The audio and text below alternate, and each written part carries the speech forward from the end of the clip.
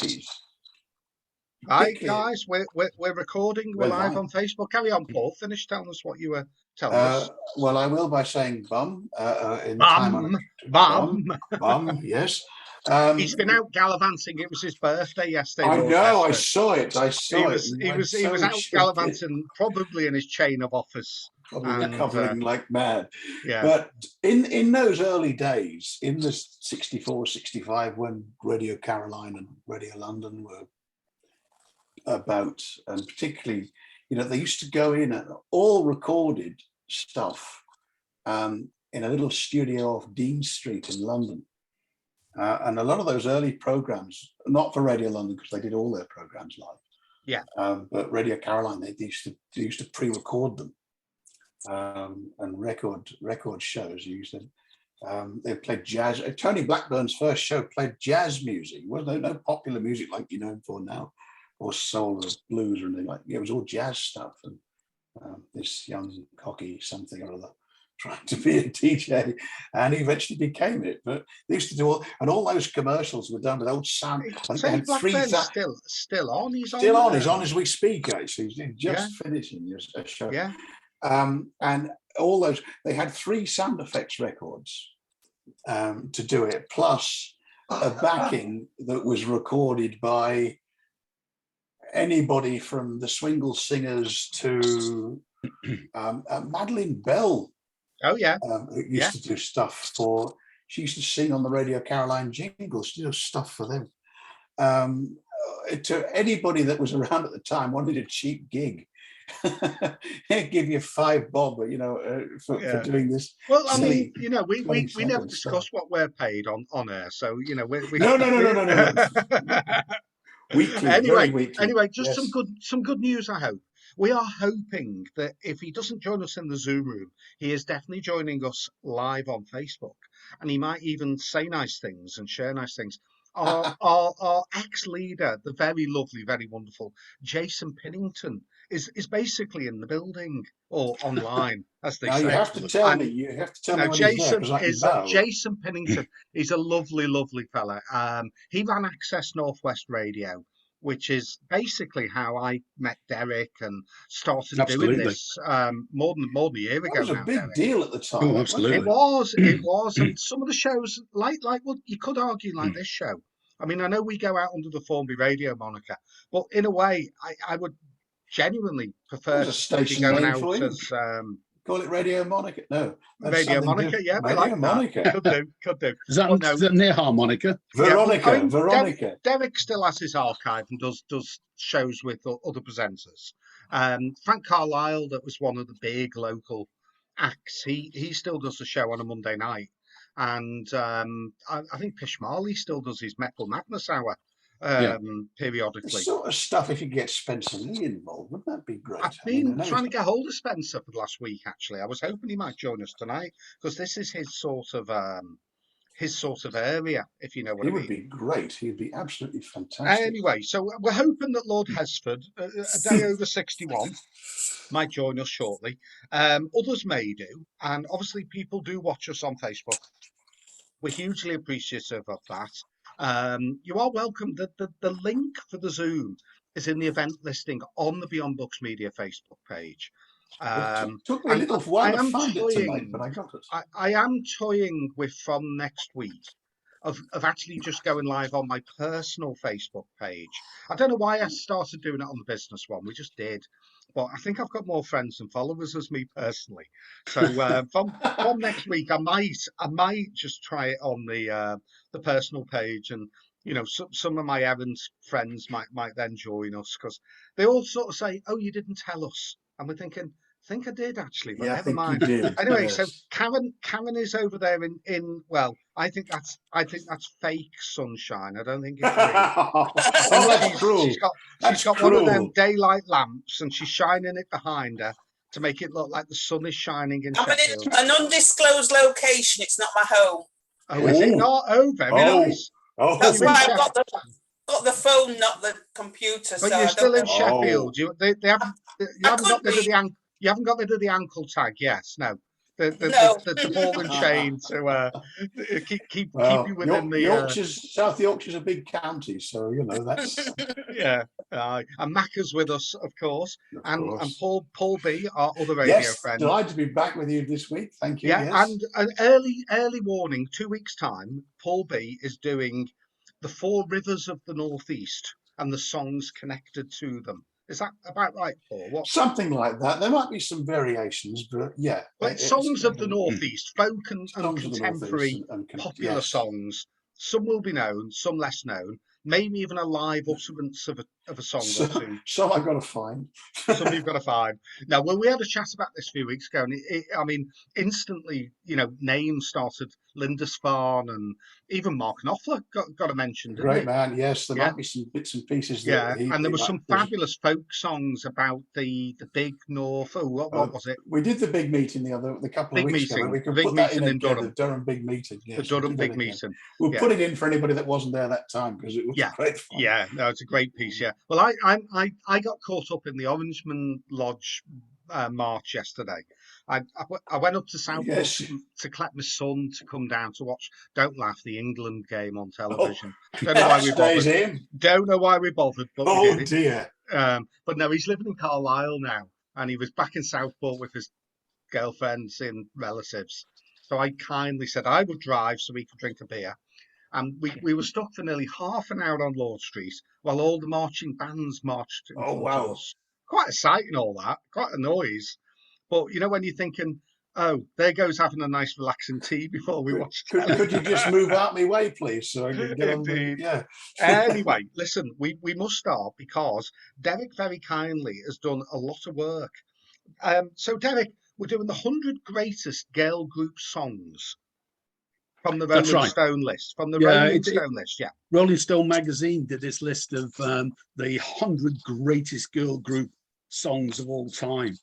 And when I came across that, I thought this would make a fabulous. Yeah. Do you agree with it, by the way? Say it now. We might as well say it now before we get into it. Is it, it said to you, right, Derek, I sentence you to put this together. Would you have done it the way they did it?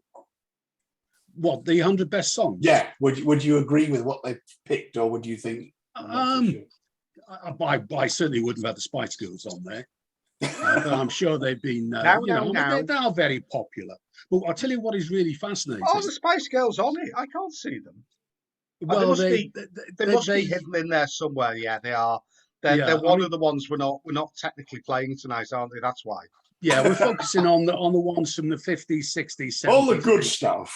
So Exactly. 30% of the songs came from 1954 to 1964. About 85. 64. So the first 10 years of popular music, a third of the 100 best songs are in that list. Yeah. And then 17 of them in entirety came out in just 1963 and 64. How bad's Absolutely. that? Wow. Absolutely incredible. And there are some crackers here. There are some I didn't know. Not that. Oh, there is some quite rarities in there. Are there? Ah. Yeah. Anyway, so I was going to say, you've done an introduction, Derek. Shall we have Yes, the why intro? don't I bring Go that up? for it. Go for the excellent. introduction. There we are. Introduction. Everyone a winner. Here we There go. we are. Slideshow. Oh, look at this. This is all. These are young people. Oh. Well, this isn't. This really is not representative of the ones we're actually playing. I mean, you might recognise one or two of the bands there, but that's about the only reference we'll see to the Spice Girls. Not that they're not one of the greatest bands of all time. Possibly. In numerical terms, they probably were.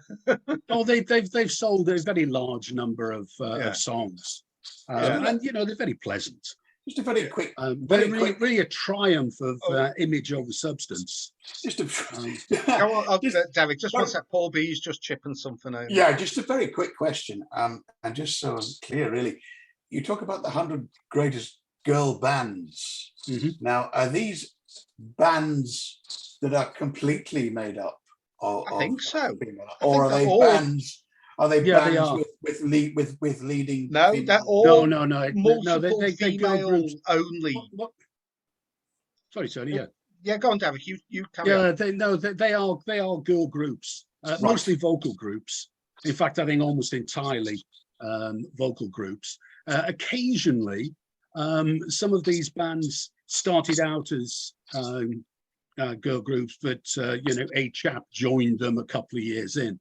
But no, we're looking at classic girl groups. Well, Paul, I'm going to reel a few off in no particular order. Sister Sledge, the Marvelettes, the Pointer Sisters, the Ship-Ons, Martha and the Vandellas, the Crystals, the Tammies, the Shirelles, the Ikettes, Three Degrees, Martha and the Vandellas, Bananarama. Well, a group that always caught my eye, and it wasn't because they were a female group, but it was because they had a female drummer. Ah. And they were the first group. Yeah, that's it. You've got it, Mackie. It's the Applejacks. Oh gosh, yes, yeah. And doing "Tell Me When" with that. But what a that sort of thing. So I was wondering, and you've answered that. So thank you for that. Yeah, no. So we've got about 40 songs, which are all in the 100 greatest girl group songs, which is quite an incredible playlist. And I've put together a little sample of some of the more inverted commas modern ones, just in case we attract even one younger listener. Anyone under the age of 48. Yeah, it's interesting. As you're saying, I do qualify. Just 27 of those 100 songs are from 1961 to 1964. Madness, isn't it? Absolutely incredible. Yeah. Go on, Derek. So what have we got here? Come on, tell us what we've got. Have a little bit of a taste of some of the great music to come. All of these will be played again later, but the first one's probably my favourite on the list, and that's the Chantels from the late 50s, and a track called "Maybe."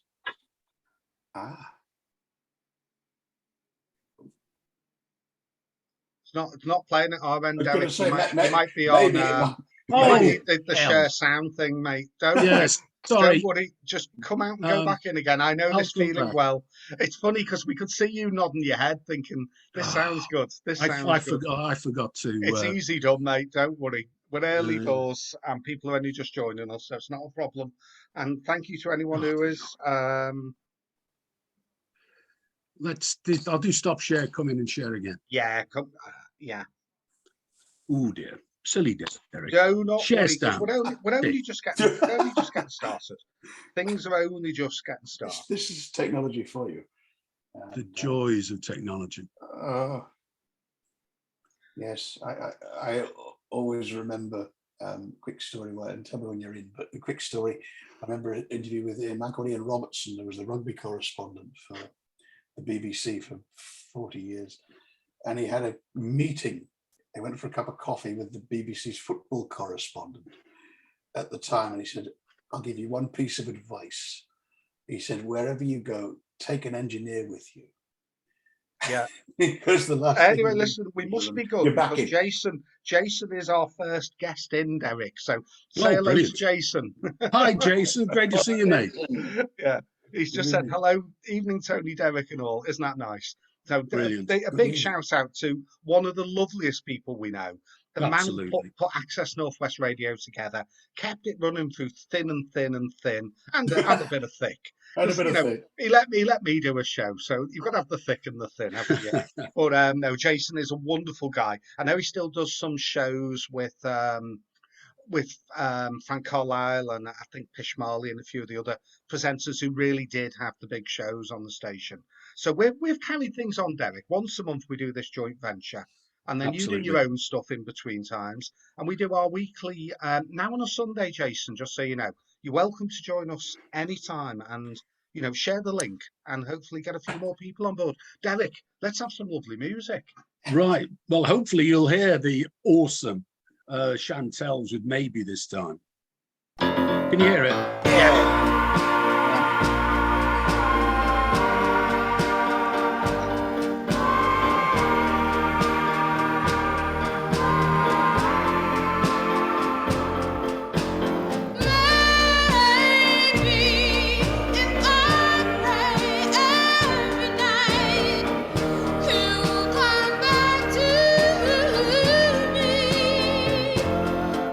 And maybe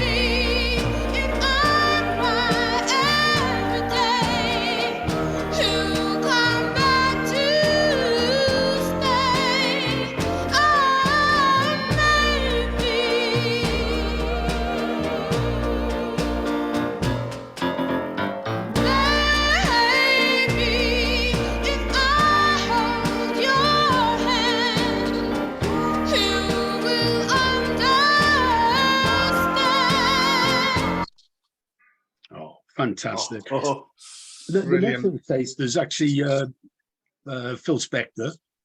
It's actually course. billed as the Crystals. This recording is certainly He's a Rebel, but we'll hear more about this later. When it was recorded, there wasn't a single crystal anywhere near the recording studio or even in the same state. But this is He's a Rebel.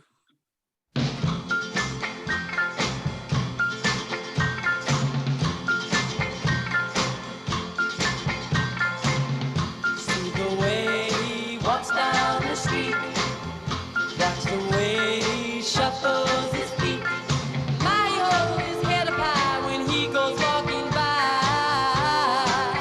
He's my guy. When he holds my hand, I'm so proud. 'Cause he's not just one of the crowd. My baby always the one to try the thing they've never done. And just because of that, they say, hey, he's a rebel and he'll never ever be any good. He's a rebel 'cause he never ever does what he should. But just because he doesn't do what everybody else does, that's no reason why I can't give him all my love. He is always good to me, always treats me tenderly. 'Cause he's my rebel, no, no, no. He's my rebel, no, no, no, to me.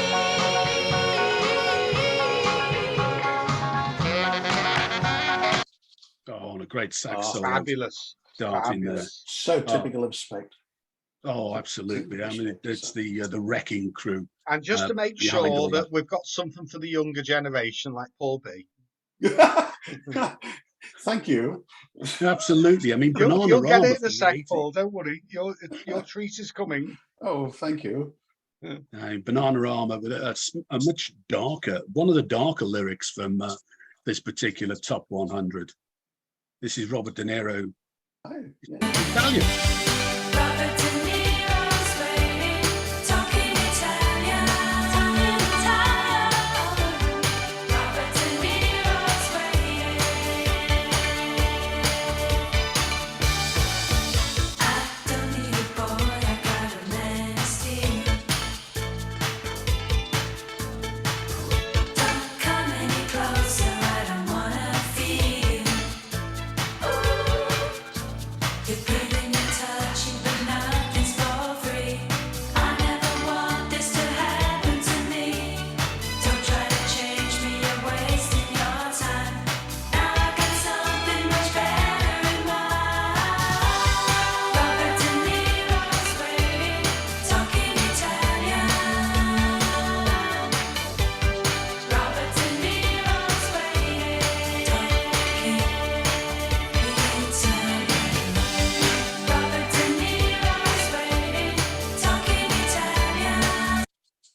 Yeah, No, nothing great. Well, wrong at with least a it bit was of banana rama. Derek. Very, very tuneful. And I must say, I do remember watching it on Top of the Pops in about 1982, I think, when it came out. Yeah. Or thereabouts. Yeah. Or That three. banana rama were the biggest selling pop group in the UK. And they were very in the tuneful. 80s, they were huge. They kept a tune, which a lot of the modern groups didn't. Still Indeed. good, very visual as well. Very, Yes. very. Well, they're Yes, still they're Very on a bit jolly. of two of them I think are having a bit of a renaissance as banana rama. I don't know if all three of them have come back into the frame, but certainly two of them are touring as we speak. That's right. You know, and they were around for quite a long time, really. I Yeah, think I they- might have one of their other tunes might get a brief play later on. I might have snuck one in. Excellent. Oh. So we're going back to pretty much the earliest point of music in a short while, aren't we, Derek? Well, that's right. I mean, what we're going to have a quick look at now are the various medleys that we'll be playing, plus some others as well. And some of the names you recognise, some you won't. Shirley Gunter might not recognise Shirley Gunter and the Queens, the Oop song, Oop Shoot. But that's the earliest one from 1954 that we'll be playing. And that was a bit groundbreaking in its day. And the Exciters had a lot of their songs actually covered by beat groups. And the Paris Sisters was an early Phil Spector outing as a producer. And there's Banana Rama. The Blossoms, that's Darlene Love. That's Oh, right. in the middle. Absolutely awesome singer. And the chiffons, of course, he's so fine.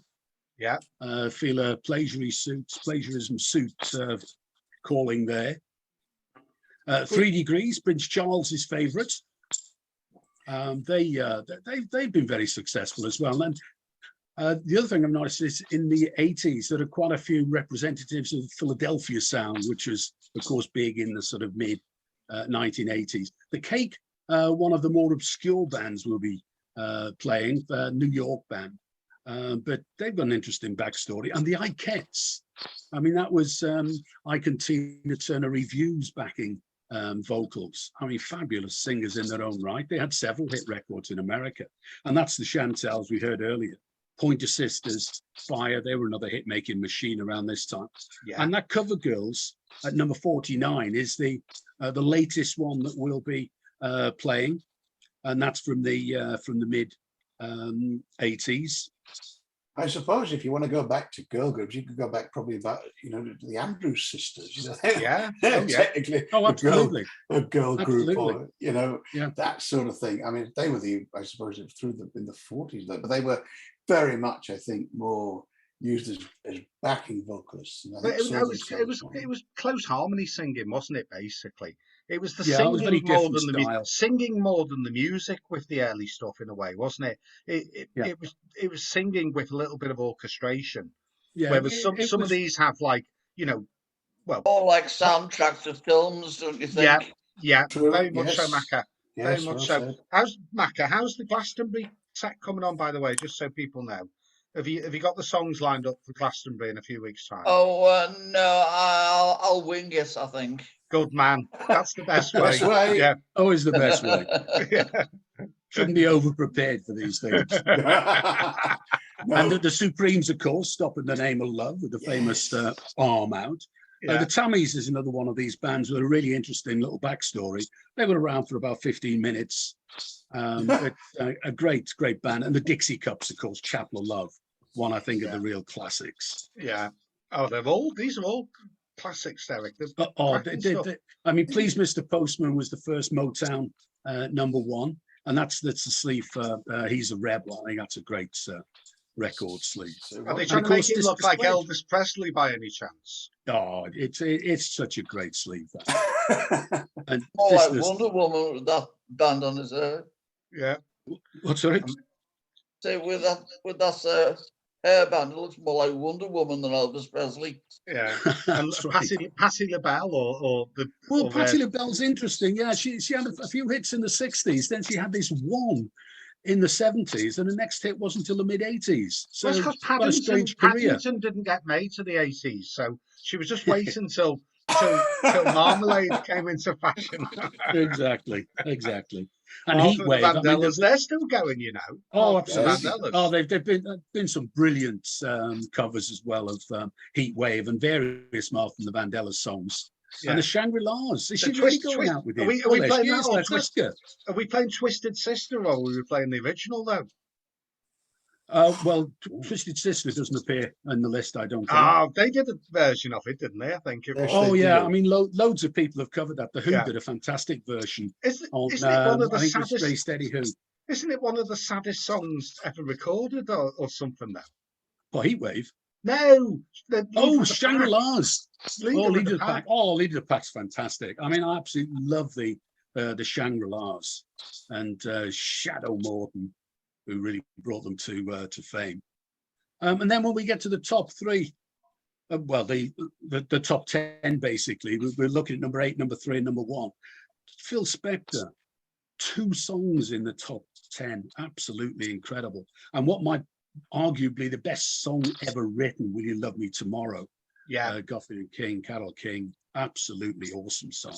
yeah. Really Depends is. which version you'd like to pick, really. I suppose. Well, we're playing the version. Chevelles one because that was the one Yeah. that was by the girl group, but it's Carole up there. King does in- her own fine. She version does, of it. yeah. I mean, she Oh. and Larry Goffin, was it her husband at the time? Yeah. They Yeah. had 75 top 20 hits. Oh, Didn't have many number awesome. ones, funnily enough, but they had 75 top 20 That's Billboard hits, amazing. which is just unreal, isn't it? Brilliant. Yeah. Then they got divorced. Yeah, And she that's went and right. married James Taylor. That's As right. people do. Yeah, yeah, yeah. But no, I mean, Carole King would be a worthy, look at a future date, Derek. I would think. Oh, absolutely. I Well, saw her. I've been thinking about some singer-song that whole area of Tin Pan Alley area of singer-songwriters, people who are essentially songwriters and not performers, would make a great show. Yeah, Really would. yeah. I had Are we this- doing David Bowie next month? Or... Yeah, the next one's David Bowie, So because in it's essentially July. it's the 50th anniversary of the fact that he managed to become famous. He slogged his way through the 60s, getting absolutely nowhere. Davy Jones and the Fourth He Locker. became a one-hit wonder in 1969 with Space Oddity, and then nothing for a couple of years till Starman in 73. And lucky for him, glam rock came on the scene, and it managed to then transport David Bowie into eternal fame, basically. Yeah. Right, if I stop the share and maybe just a quick look at the first three of those we talked about. Yeah. So we're going to be playing the Paris Sisters, the Exciters, and Shirley Gunter and the Queens, none of whom I'd heard of before you put this list together, Derek. Well, the Paris Sisters are another Phil Spector song. I mean, they didn't have a lot of hits. They had, this one was the first of two hits in America. It was never a hit in the UK. That's I Love How You Love Me. It was covered by Billy Fury on, I think, an album. And this is the time around the time when Phil Spector started off before he had his own label on the Wall of Sound. He worked as a house producer at Atlantic Records. And to sort of put it into context, Paris Sisters is from sort of back end of 1961. And his first hit was with the Crystals in the December of 61 with a song called There's No Other Like My Baby. The Exciters are interesting. I mean, Tell Him. Again, that was covered in the UK by Billy Davis. A lot of these you'll find weren't hits in the UK, apart from the more famous ones. But the Exciters, you might well remember a song called Do Wah Diddy Diddy. That Manfred Mann had a 1964 hit with. Well, in fact, I think a number one with.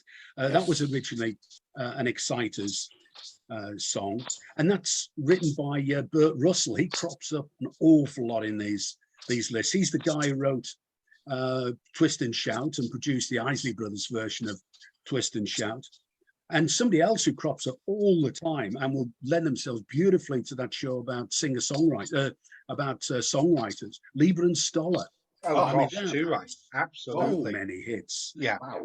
And Tell Him was one of theirs. Now, Shirley Gunter and the Queens, I mean, I hadn't really heard of them much before I started looking at this. A wonderfully titled Oop Shoot song. It's the earliest one on the list from 54.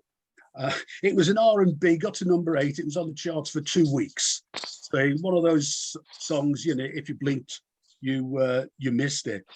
And what's interesting about this, the songwriting credit goes to a guy called Joe Josiah, whose actual real name is Joe Bahari.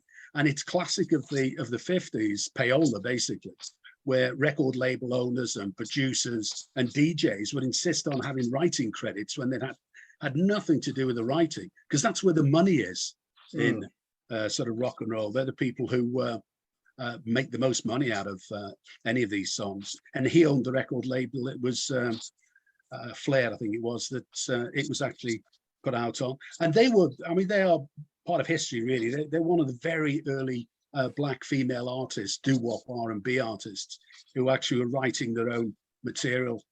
And this is really, notice an awful lot of these groups are black groups rather than white American groups. As you say, the Andrews Sisters from the 40s. And we chatted with you, Tony, a few days ago about the fact that there weren't really an awful lot of girl groups around this time in the UK in the 50s and not many early 60s. It was very much an American phenomenon, reflected by the chart. And the other thing is, of course, Oop Shoot was covered by a Canadian vocal group called the Crew Cuts, and they actually recorded an awful lot of covers of R&B originals, and they made quite a career out of it. And they were much more sanitized. And if you listen to, it's interesting, if you listen to the the crew cuts singing a particular song, they sound much more like a quartet, barbershop quartet, and they don't have that sort of earthy R&B feel about That's them. the lovely thing about some of these songs is that you can hear the liveness in Absolutely. in the production. So should we have a quick listen to these three, and then Absolutely. we'll be moving on to one of my favourites from 1962, the Chiffons. But Absolutely. let's have a little listen to our first three. So Paris Sisters first, then the Exciters, and then Shirley Gunter and the Queens. Kiss me, and when I'm away from you, I love how you miss me. I love the way you always treat me tenderly. But darling, most of all, I love how you love me. I love how your heart beats whenever I hold you. I love how you think of me without being told to. I love the way your touch is always heavenly. But darling, most of all, I love how you love me.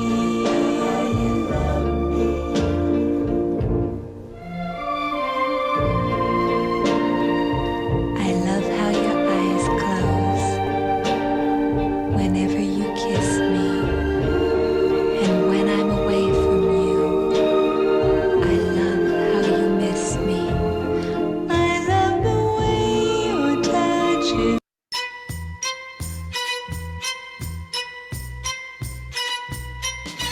I know something about love. You gotta want it bad. If that guy's got into your blood, go out and get him. If you want him to be the very part of you that makes you want to breathe, here's the thing to do. Tell him that you're never gonna leave him. Tell him that you're always gonna love him. Tell him, oh, tell him right now. I know something about love. Gotta show it and make him see the moon up above. Reach out and get it. If you want him to be always by your side. If you want him to only think of you. Tell him that you're never gonna leave him. Tell him that you're always gonna love him. Tell him, oh, tell him right now.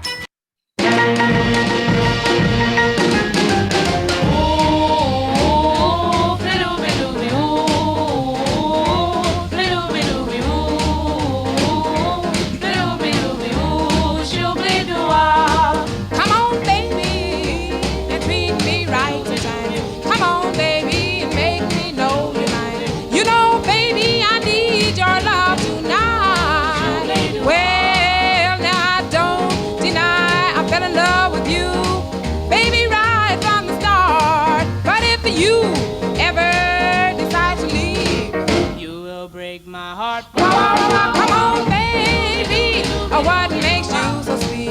Ooh, baby, you make my life complete. Come on, baby, I need your love tonight. Oop, shoot, little, be doobie. Oop, shoot, little, be doobie. Oop, shoot, little, be doobie. I mean, the quality of that from Yeah. 1954. Particularly. Amazing. Unreal. I Brilliant. know it'll have probably been like cleaned up, but I mean, it's got to have been recorded well to be Yeah. able to be good, cleaned up, Yeah. hasn't it? Absolutely. Unbelievable. So, Macca, do you remember any of them? Yes, I can just about remember that last one. Yeah. I mean, Tell Him was re-recorded by quite a few people, wasn't it? Yeah. Yeah. It sounds Billy like Davis had something it in the UK. Dusty Springfield or someone like that would have done it. Lulu have a go with it. Lulu, was it Lulu? Yeah, It was covered by loads of people. yeah. So, Karen, being our honorary and only girl in the panel at this moment, we really should say it. Were you singing along or not? We couldn't tell. Yeah, on the one that's been covered a few times, that one, I knew that one. Yeah. Yeah. So no. So feel free to sing in the background. It is allowed. Lord Hesford is joining us in a minute. He's been out performing. He's been at some vintage charity events, probably with his Lord Mayor's chain on, bless him. And he has to go and drop it off in the safe. He can't keep it. Celebrating his own vintageness. No, You're he not allowed has to to say take that. it to the town hall and lock it up. Oh, Yeah, it's not real gold; it's only plate gold, but still obviously worth a few quid, isn't it? Absolutely. So, I mean, this was. I mean, when you consider these songs were recorded probably before any of us were born, it's amazing that they're still able to be enjoyed and sound so brilliant today. Madness, isn't it? They're almost timeless. Some of these songs, but they, you can hear that was classic sort of early doo-wop, early R&B, sort of nonsense lyrics. A lot of the doo-wop, but such a great voice. I mean, great singers. Oh yeah, definitely. But I mean, I'm off to see Duran Duran in a few weeks' time, and there's the band that have lyrics that make no sense, but some of the tunes are good. You try making sense of some of their songs. Yeah, Absolutely. But, anyway, so we're going to dip and dive now. We're moving through these 100 great songs, which the Ronettes, the Supremes. The Angels, who I don't know, the Dixie Cups are. I think the Dixie Cups, didn't they do a song called "What Kind of Fool Do You Think I Am"? Derek? I don't remember that particular one. They might well have done. I mean, they had a few. They were out there. Well, the Chapel of Love is the big famous of one, course. isn't it? And then they had another one in the top. Iko was a big hit for them. People Say was another big hit for them, wasn't it? Yeah. But they were very successful. I mean, it's funny, really, because I mean, the Supremes aside, most of these groups, had 2, 3, or 4 hits, all That's right. in a very short period of time. Did they release albums back in these days, or was it all just singles, Derek? It was predominantly singles until they all released albums, usually as vehicles for the single. They'd always put the singles on the albums. It was this latter half of the 60s when albums really came into their own with rock music. I mean, not many people bought albums, which is why 50s and 60s, early 60s albums are so collectible. It was jukeboxes back in the day, wasn't it?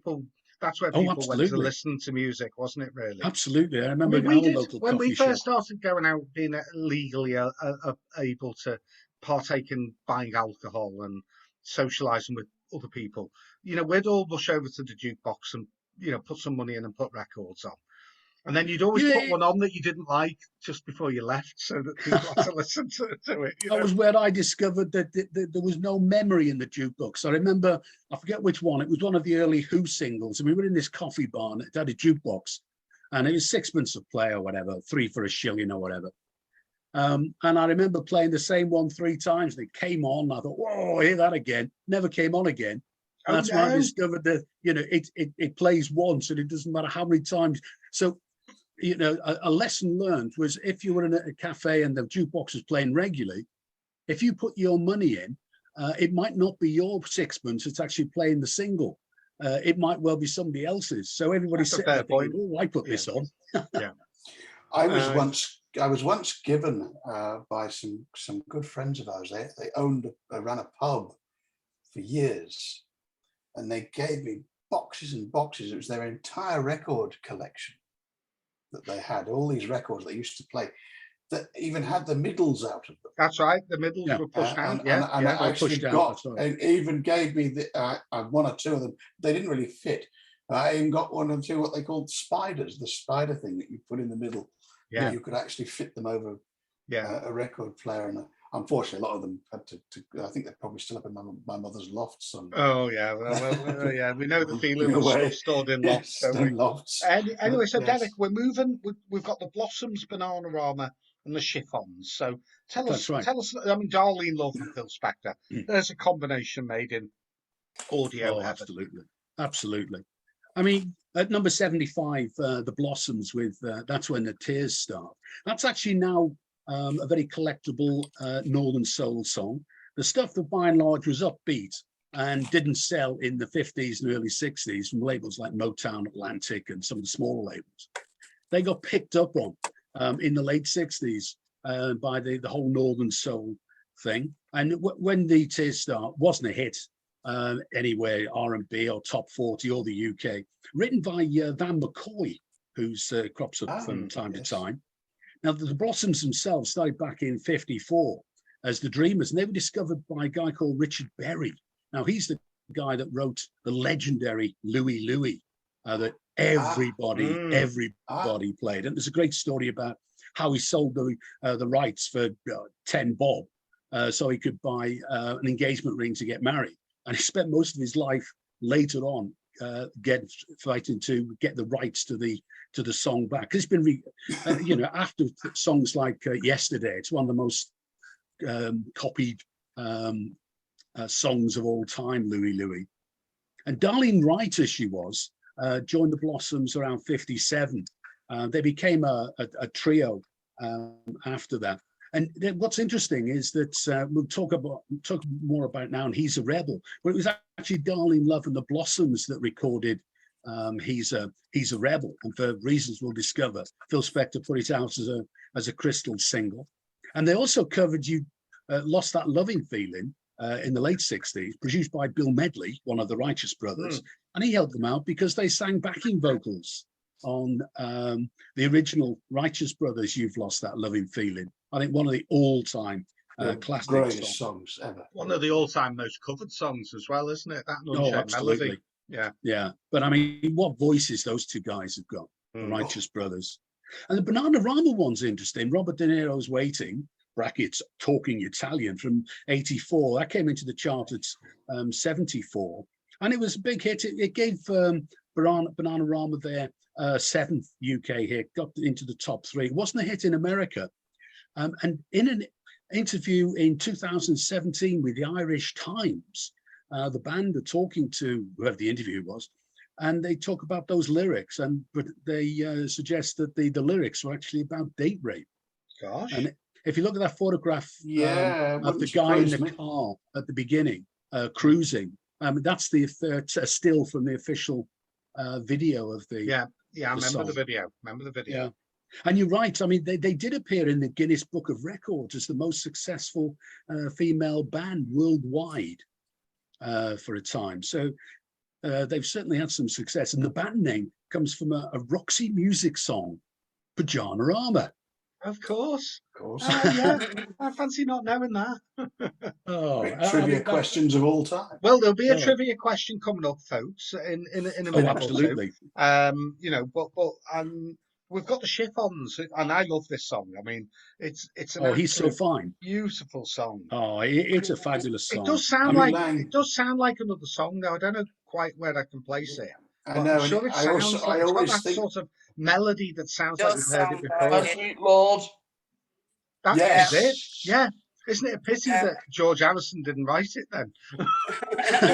also their version I always think to myself, whoever wrote it ran out of notes. Yeah, maybe. Take it so far. Yeah. It just No, he got. Didn't George Harrison get taken to court?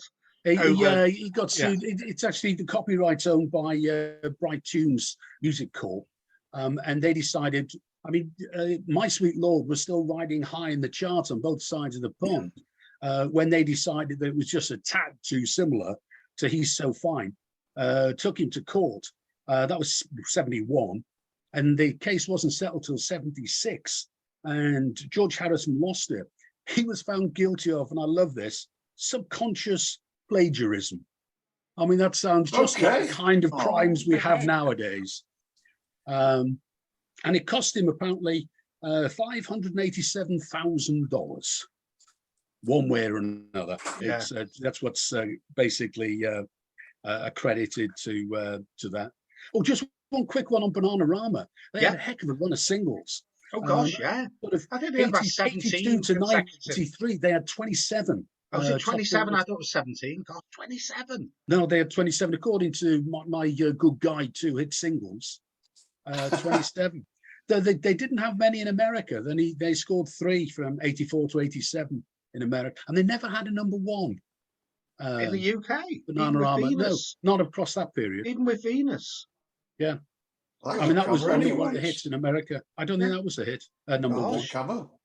I thought it was a number 1, that. Oh, Just it shows, might doesn't be. it? I might be wrong there. No, but well, someone out there Yeah. might know. Someone out there might know. So we're going to have a lovely couple of minutes. We're going to play the Blossoms. That's when the tears start. Bananarama, Robert De Niro's Waiting, and just in case you're a George Harrison fan, we're playing the Chiffons. Here we go.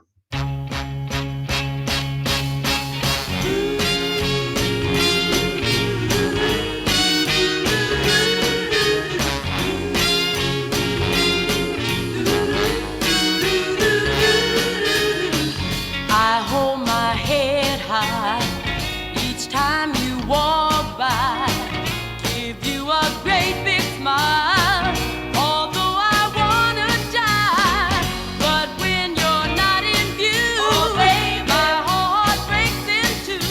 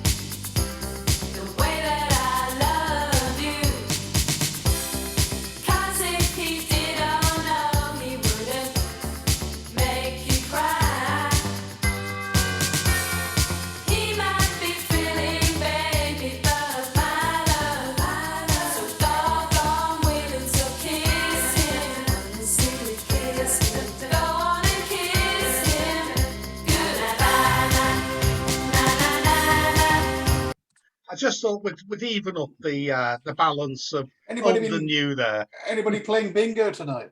Anyone playing bingo? Why? Yes. Well, they're using that for a well-known bingo playing experience. Oh, are they?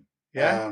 I won't mention something to do with apples Okay. or Okay. gala, should I say. I saw Karen. Karen was having a nice dance there. Though. Bit of a bop there. It's nice to see that we're getting people dancing because I mean, music is to be, Enjoyed the and beat gets you enjoyed. going, doesn't it? Yeah.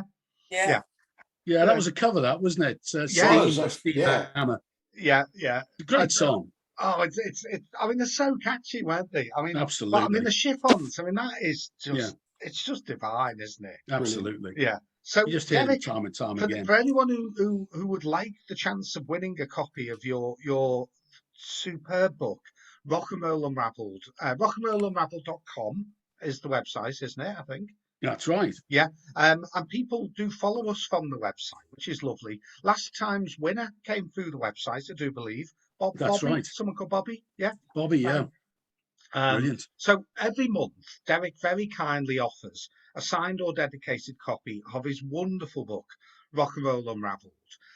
All you need to do is let him or I know the answers to the question that will come up in a minute, either in the group chat or the chat it on my Facebook page, or by DM to either of us or email to either of us. So Derek, share us the screen and tell us what we need to know. Pay attention, folks. The clue might be in the answer. Competition, even better. There we go. Slideshow.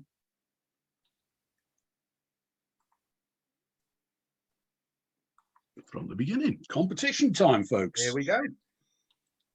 And a little wobble there from the competition.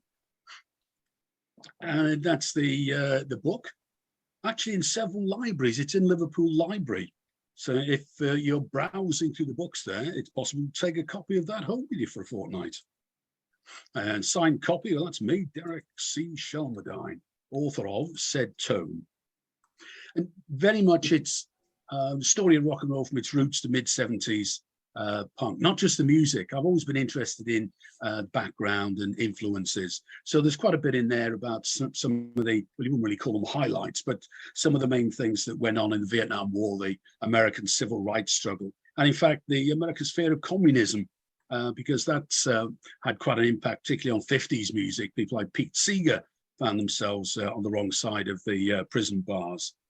But it's not a start the beginning, read to the end kind of book. It's a dip in, dip out book that's always that's very, very heavily cross-referenced, and it's in three parts: what happened today, timeline, and pocket histories.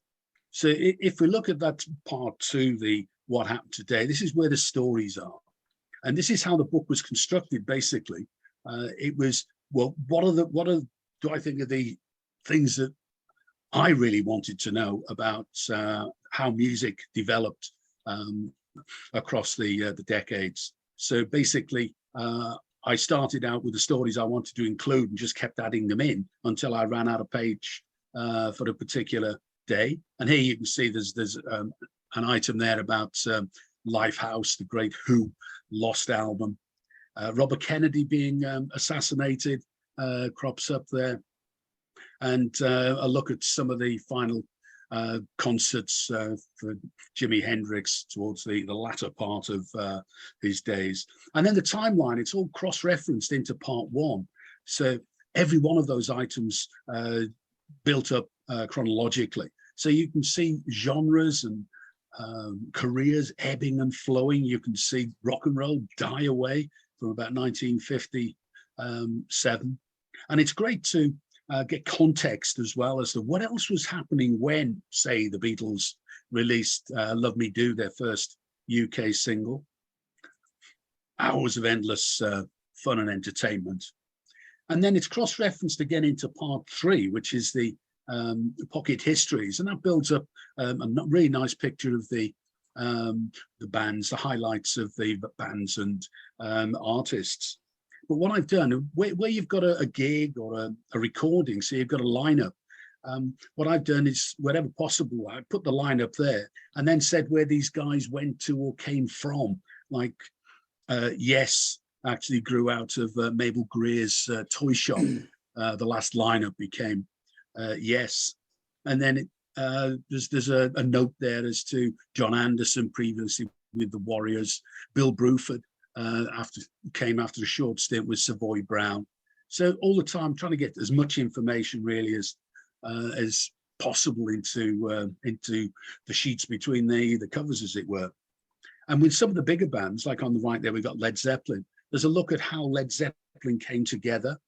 So, Band of Joy, Robert Plant and John Bonham in together. John Bonham found himself after that with Tim Rose's touring band. Love Tim Rose. And when we do, I'm sure we'll do a singer-songwriter session at some point. Oh, we definitely need to do a singer-songwriter night there, Rick. Yeah. Tim Rose will definitely be on that.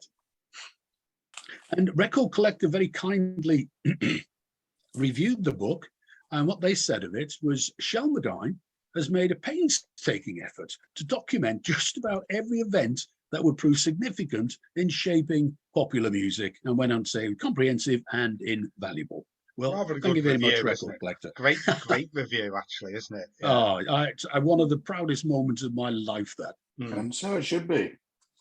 And this month's question, and it is not a trick question. Okay. Who was the original lead singer in The Supremes? And it's not a trick, because basically she left to go solo in 1970. The Supremes did have some hits after that with some other singers, but the singer that you associate most with the Supremes is the one we're looking for. Who was the original lead singer? The Supremes, if people need a bit of a clue, isn't it? Oh, absolutely. The later ones actually were the whatever her name is and the Supremes. And if this isn't going out live, you can lip sync.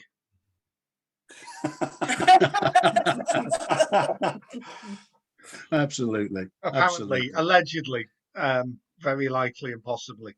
So I've heard. From people who were there. Not that I was, because it was down in London and I can't go that far. The elastic band that snaps when I get past Birmingham. Yeah. No, so the question is, folks, if you're out there, drop it into the chat or send Derek or I a message. Who was the original proper lead singer of the Supremes? And you've only really got a choice of about 5 anyway, really. And, Well, that's right. That's right. Yeah. There's so if you Google the Supremes, you've got a choice of about 5 ladies. One of them was classed as the lead singer. I think she had some hits under her own name. I think she did. And she made the odd movie as well. Bit of a nuclear moment went on in the 80s, didn't it? Yeah. Yeah, exactly. Yeah. Something in film as well, I believe. Yes. Well, she played Billie Holiday in a film, certainly. Wasn't she in the Wiz? I think she was, yeah. I think she was in the Wiz. She was in the Wiz. Well, that's enough clues. We give any more clues, you won't need a competition, because well, the competition is in the entering, not in the exactly the question. So we're delving into the mid part of the charts now. That's right. We've got the 3 Degrees, who were very much a 70s staple. A group I'd never heard of called The Cake, but great name for the band. Oh, they absolutely. were around in the late 60s. I would have thought they were late. Everybody wanted a piece. Yeah, absolutely. Ike and Tina Turner, or more Ike Turner. He came first, didn't he? Really, with the Ike Act. So, Derek, tell us more. Tell us more. Well, the 3 Degrees apparently are Prince Charles's favourite, so they must be good. That I didn't know. They made honestly. I missed that one. No, way back when he was first Prince of Wales. And he did some charity events. He made sure they were top of the bill, didn't he? Absolutely. Princess He did. Is it the Princess Charity thing? Princess Trust. Princess Trust. Back in the 80s, I think it was. Was it the Secret Policeman's Ball or something like that he was linked to? Something like that, wasn't it? It was something like that. It was along those sort of lines. Yeah. But no, they were his favourites, apparently, yeah. Yeah. Well, hey, you learn. And I mean, they were very successful. I mean, When Will I See You Again? I like that particular song. Third and final hit in America. Got to number 2. They seem to be more successful in the UK. Again, that was their 3rd hit in the UK, but it gave me number 1 for a couple of weeks. And they were very much part of this Sound of Philadelphia. And that was written and produced by Kenny Gamble and Leon Huff. Mm. They were very much prime movers, I think, in the whole Philadelphia sound thing. And interestingly enough, once again, Richie Barrett famously brought them to the fore. That's the same Richie Barrett as earlier that wrote Louie Louie. And the Cake that you mentioned, I mean, they had a very brief, well, I wouldn't go as far as say success story, around the sort of late 70s. This particular song, Baby That's Me, got to 64 on this chart, and that's from 1967. I mean, it's Slightly interesting underdone. because it was written by Jack Nietzsche, who Mm. lots of production, very involved with Phil Spector, and co-written with Jackie DeShannon, Oh, who wow. had a lot of hits on her own and as a songwriter. And this has got a very Spector-esque sound. It's a cover. It was originally from a 1964 release from a band called The Fashions. And if you listen to the old one, the original one, it is very different to the Spector-esque 1967 Baby That's Me. Of course, I mean, Jack Nietzsche did all the arrangements for the Wall of Sound, and that was the sound he was definitely going for. Again, it wasn't a hit. They had a few records around in the sort of 66 to 68 period. I think they were from New York. But they did it individually. I mean, great singers, and individually they went on and backed all kinds of people on tour in the studio. And the Ikettes, of course, as quite rightly say, Ike and Tina Turner Review. They were the backing singers. This Sadly, is Ike Turner's 1961, Derek. This is really this is early days. 1961. That's right. Yeah, they had, this was a number one R&B hit in America. It gave them number 3, and it was a crossover hit as well. And in 1971, I mean, that was no mean feat, because the crossover hits didn't really typically come until slightly later. It was written by Ike Turner and produced, I think, by Ike Turner. It's credited as an ITT production. But I mean, Ike Turner's remembered for the wrong reasons, and Tina Turner. But he arguably had the first ever rock and roll record, and that's generally considered to be Rocket 88, Jackie Brenston and his Delta Cats. But Jackie Brenston and his Delta Cats was actually Ike Turner and his Kings of Rhythm. What happened was that Ike Turner hired Sun Studios for the day. They went in, cut 4 tracks. 2 were led by Jackie Brenston and released as Jackie Brenston and his Delta Cats. The other 2 were Ike Turner took the lead, and they were released as Ike Turner and his Kings of Rhythm. So sadly, well, not really sadly for Jackie Brenston, he goes down in the history books as usually considered to be the first rock and roll record, rather than Ike Turner. Talking But of I mean, rock they're and a roll, great band. The talking of Ike rock Cats. and roll, Lord Hesford of Halewood is in the room, looking What a a bit, Andrew. what looking a a bit link. looking a bit sun worship there, Andy. You're on mute. We can't hear Happy you. birthday to you. Happy birthday. Can you hear me now? We can Yes. hear you fine. We got Perfect. you. Hello. What's happened? Hey. Hello, everybody. Hello, What's everybody. Hello, hello. Hello. Hello. Yes, I'll Where tell you what, are try a you all coming hypnotising from? experiment. That is not your Lord Mayor's chain, no matter how No, optimistic you are. that's not the way in the safe of the Arncliffe. No, what happened was I was at a family fun day today. Oh, In your Mustang. You saw that. I saw your Mustang, yes. I'll tell you who that Mustang belongs to. It belongs to the comedian Gary Skyner. And oh wow. it's adapted because Gary, as you may or may not know, has got certain different abilities. So he's got a column gear change, column handbrake, Right, yes. things like that. And he's actually, I met him once before in February 1988. So 34 years is a bit late for a follow-up, really. But I was playing guitar there and all sorts today. And I mean, I'll be honest with you, it was a great event. We had the local biker group come, who are called Talasin. And I went along in a beige waistcoat. And the first thing that I said to the head of the Talasin, because they all wear the originals and the waistcoats and the insignia. And the first thing I said is, could you please introduce me to your tailor? Because I looked like one of them. But it was great. It was a really good show. And they made loads of money for Memory Lane, which was the main thing. Oh, brilliant. Oh, brilliant. I got to play guitar, but the problem was I had an umbrella over me to give me a bit of shade. Fat chance. Because the first thing that happened is when the gust blew up, the umbrella went up in the air and came down. I thought, oh God, someone will be killed by now.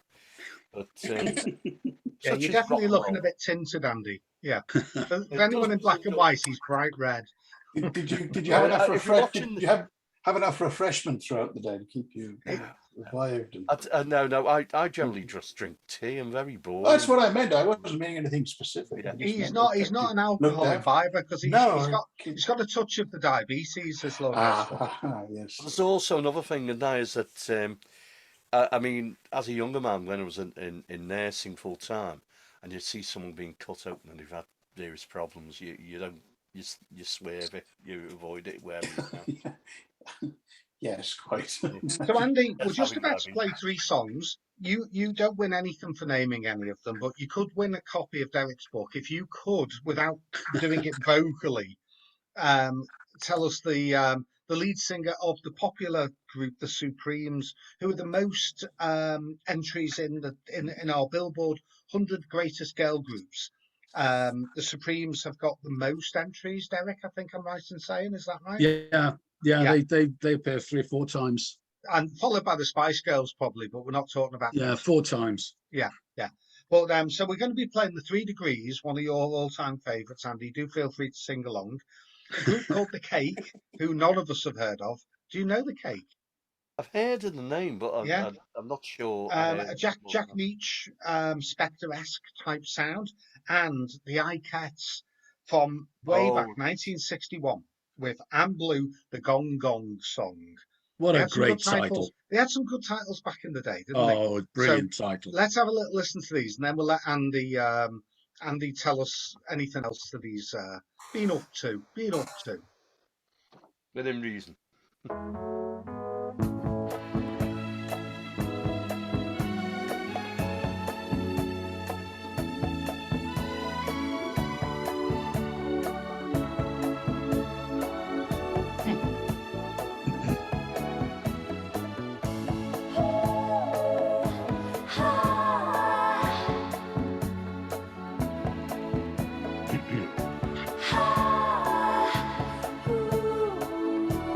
Precious moment, when will I see you again?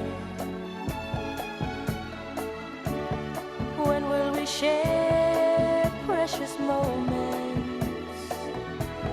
Will I have to wait forever? Will I have to suffer and cry the whole night through?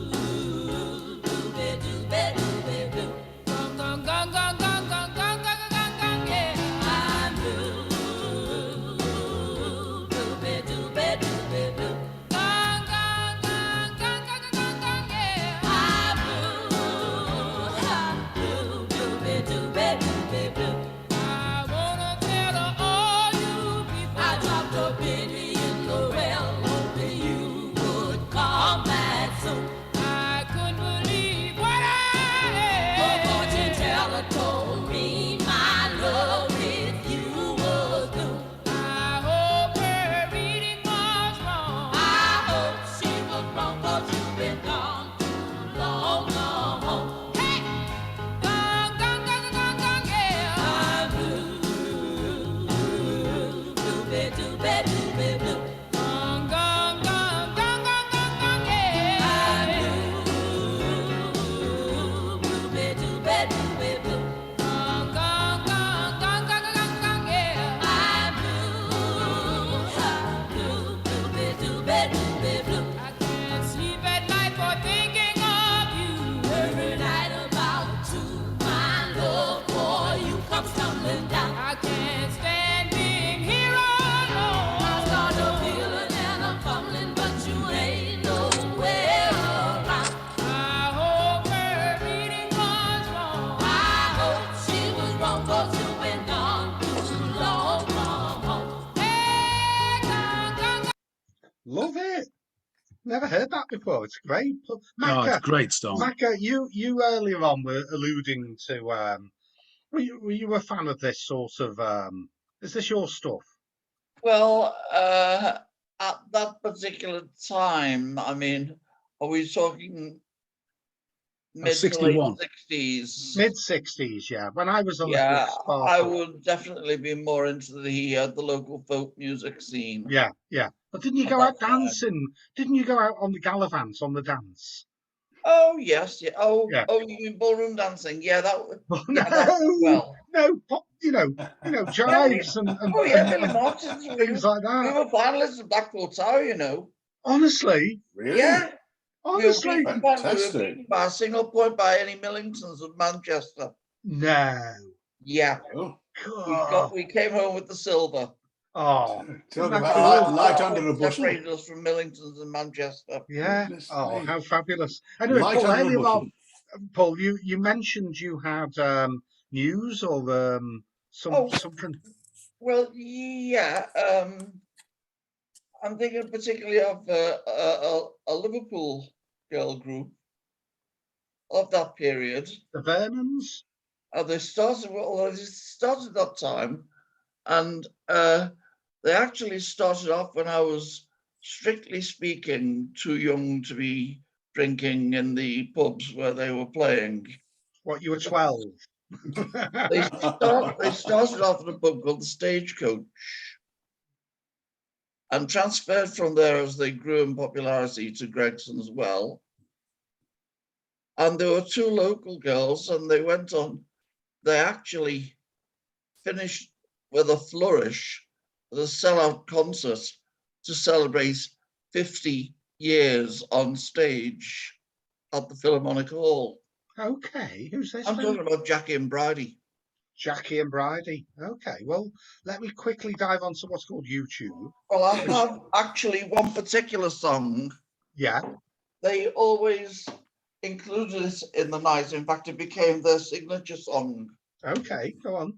And I will give you one verse. Oh, okay. Oh, Paul, this will be Alternative lovely. lyrics. Okay, okay. They always included Kilgerry Mountain in their repertoire. Yeah. And one year, after a holiday in Sweden in September 1960 something, they came home. They came home and had written an extra verse.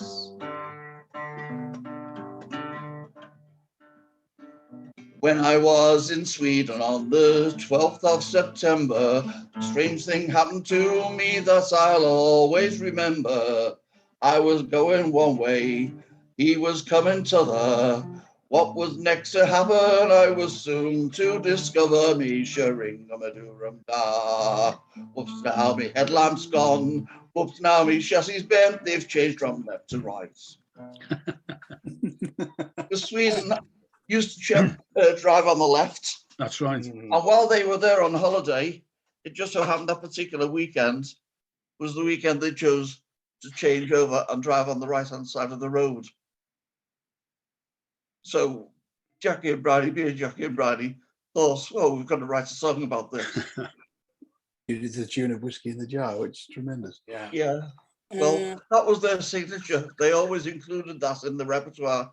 For 50 years on stage, that takes some doing. Absolutely. Well, it does. You suspect that they didn't have the widest known of audience. I mean, necessarily, yes, within their own catchment, but to do it, Yeah, it's they were quite a niche. Well, that was the first.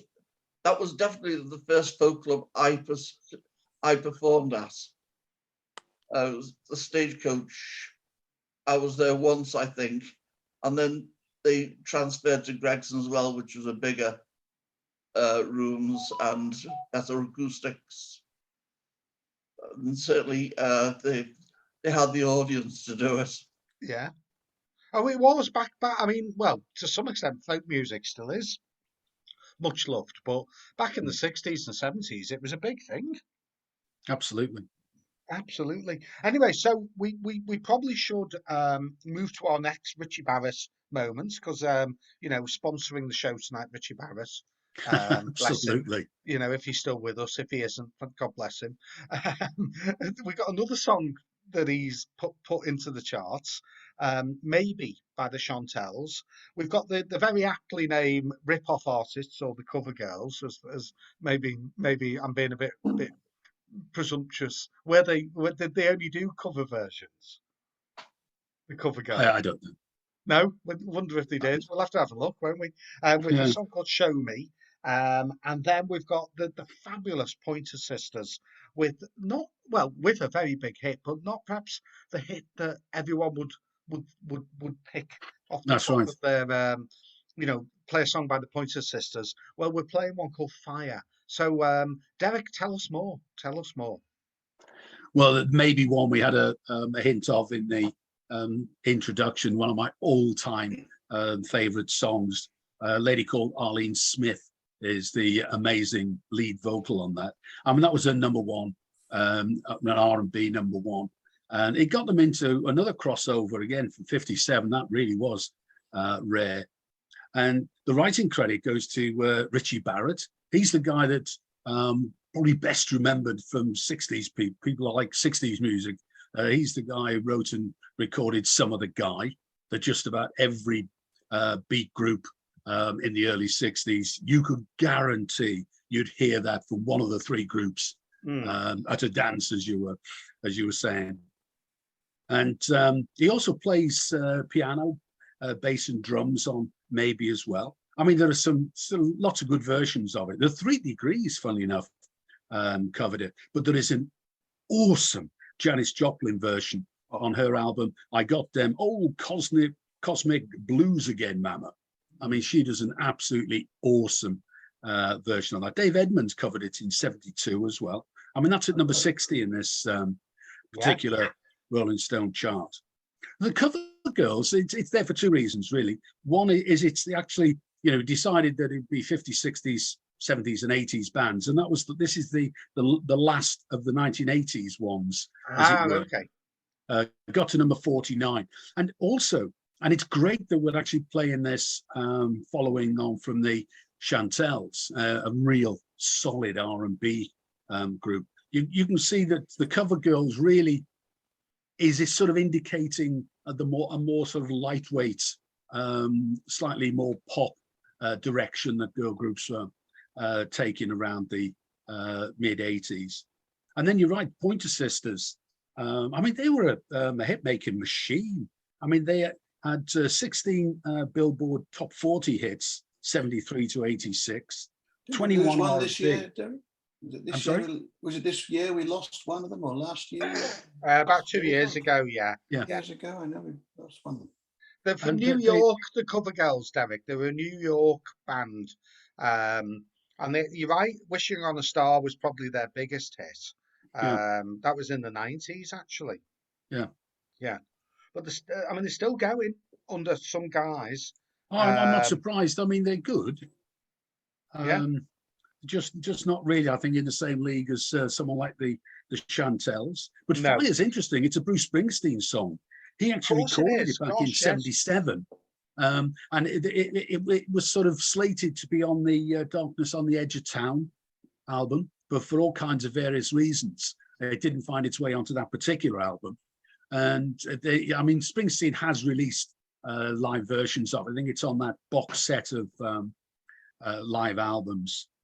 And the other interesting thing is so many of these girl groups are actually relatives. I mean, these are four sisters in the Pointer Sisters. And they just well, as you say, they've got so Well, I many mean, there great was the Nolans things. back. When did the Nolans hit the scene? Were they 70s or 80s? 70s or 70s, 80s, certainly. I'm not sure when they There exactly were started. 5 of them. When the 5 of them? Yeah, there was a brother as well, I think. Yeah, and 5 Star were 4 girls and a boy, I think, weren't they? Or Yeah. something Yes. like That that. was Yeah. definitely 80s. Yeah, Was it very 80s? Yeah, Very yeah, 80s. yeah. So yes. Derek, Andy's going to sing the Chantels for us now, aren't you, Andy? No. Can't sing that. He I will he say didn't though, know that. I was very impressed. You know, the cake track that we Yeah, heard. yeah. I've tried to figure that out why I haven't heard of them, and then found out. I'd read an article in Record Collector, but when I went on to 45 Cat, which is a website which gives listing of singles as issued, nothing by them was ever issued in the UK. Ah, All issued in the States. and you've never been allowed out the country due to your past miscreantism. Now you got me worried. Which one? Exactly. Yeah. Which country? Well, I heard the one about you're only allowed on the 79 bus and no other bus will take you on it. So you're only allowed from Halewood to Norris Green and back. And Norris Green, if it's God's country. Uh, I don't know much to say about that. So let's have a listen to this, and then we'll ask Karen to sing along because she's probably the only one who's got the voice that could do any of that. No, So this is the Chantels, then the Cover Girls, and then the Pointer Sisters with their cover of The Boss.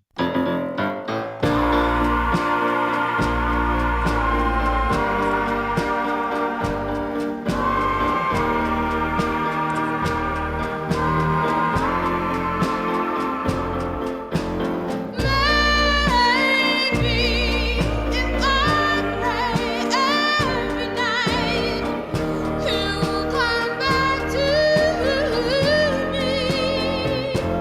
And maybe if I cry every day, he'll come back to stay. Oh,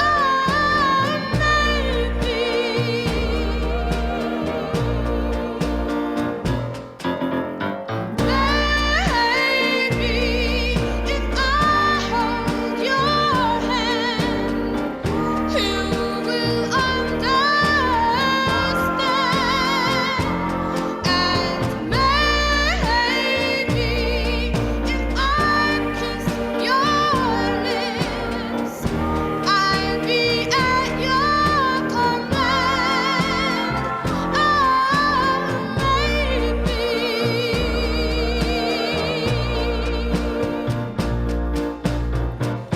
I prayed and prayed to the Lord to send you back, my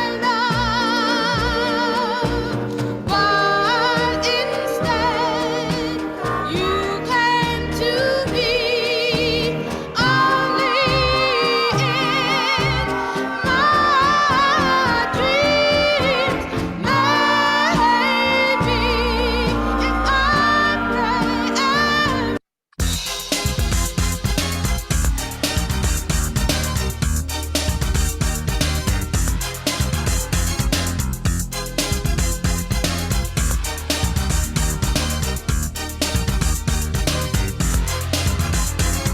You say that you really love me.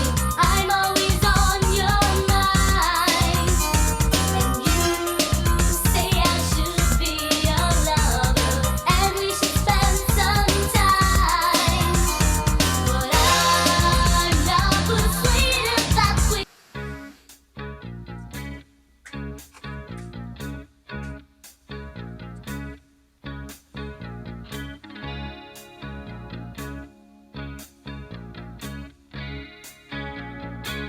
I'm riding in your car. You turn on the radio. You're pulling me close. I just say no. I say I don't like it, but you know I'm a liar. 'Cause when we kiss, ooh,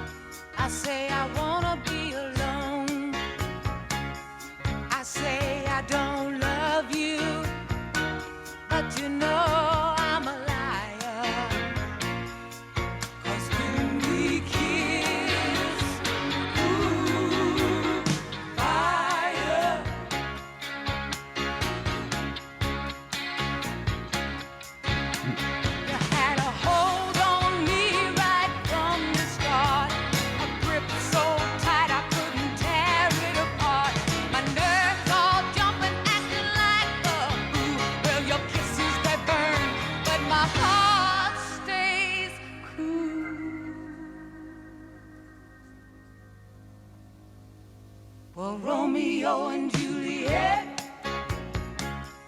Samson and Delilah. Baby, you can invent a love they couldn't deny. My words say split, but my words they lie. 'Cause when we kiss, ooh, fire. Well, Derek, the cover girls was like a watered down Madonna. Absolutely. Yeah. I mean, they're pretty lightweight to say the least. It made it. It's halfway up this I know. Well, I was Rolling thinking Stone that chart, it's which is astounding, really. number 49. Yeah, yeah. 49. Yeah. It just shows what a bit of popularity does, doesn't it? Really. Yeah. I So mean, I Karen- was just looking. Ka- That was an R&B hit. They only ever had 2 R&B hits, and that Yeah. one got to 34. Yeah. Obviously, the Rolling Stone team decided that it was worthy of inclusion. Yeah. Well, do you know the one thing I kept on wanting to do is, I kept on feeling certain things pre-chorus were like, "Set me free, why don't you, babe?" Yeah. And I'd say, "You keep me hanging, Hanging on." on. Yeah, Yeah. it sounded like it was leading to that. Yeah. So the only problem is with a lot of 80s records, there are certain things which can be done, but sometimes they can be done really badly. And I feel the electronics on it. Oh, it was like a very little- Casio organ drum machine, wasn't it? You know? Yeah, it was Yeah. very weak. Yeah. It probably sounded all right at the time, and probably through the right system. And Well, Karen bought all the copies that were released in Sheffield. there's plenty of Okay. car boot sales. How many of us, hands up here, whoever went out and bought more than one copy of the same record because you thought you could influence the charts by buying more than one copy? I bought 3 copies of a Warren's Zevon single once. Oh, I I'll did. tell you, actually, I did do that. I And it did was- actually technically have the other 2 to give to friends, but my ex-wife sold them all, but never mind. Actually, I have a confession, dear readers. And Yeah. that was, there was a record I really loved because the bass line was dead slinky. And it was Beloui's Some Imagination. Oh, yeah. Good And song, yeah. I bought that, and then I gave a copy to a friend. Then I bought it again. Then it got reissued a year later, so I bought it again. And yet nowadays, hardly anyone remembers it except I me. remember it.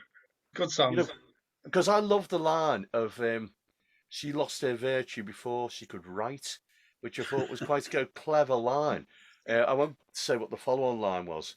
You make me steal unstealable things. What the heck was the thinking behind that?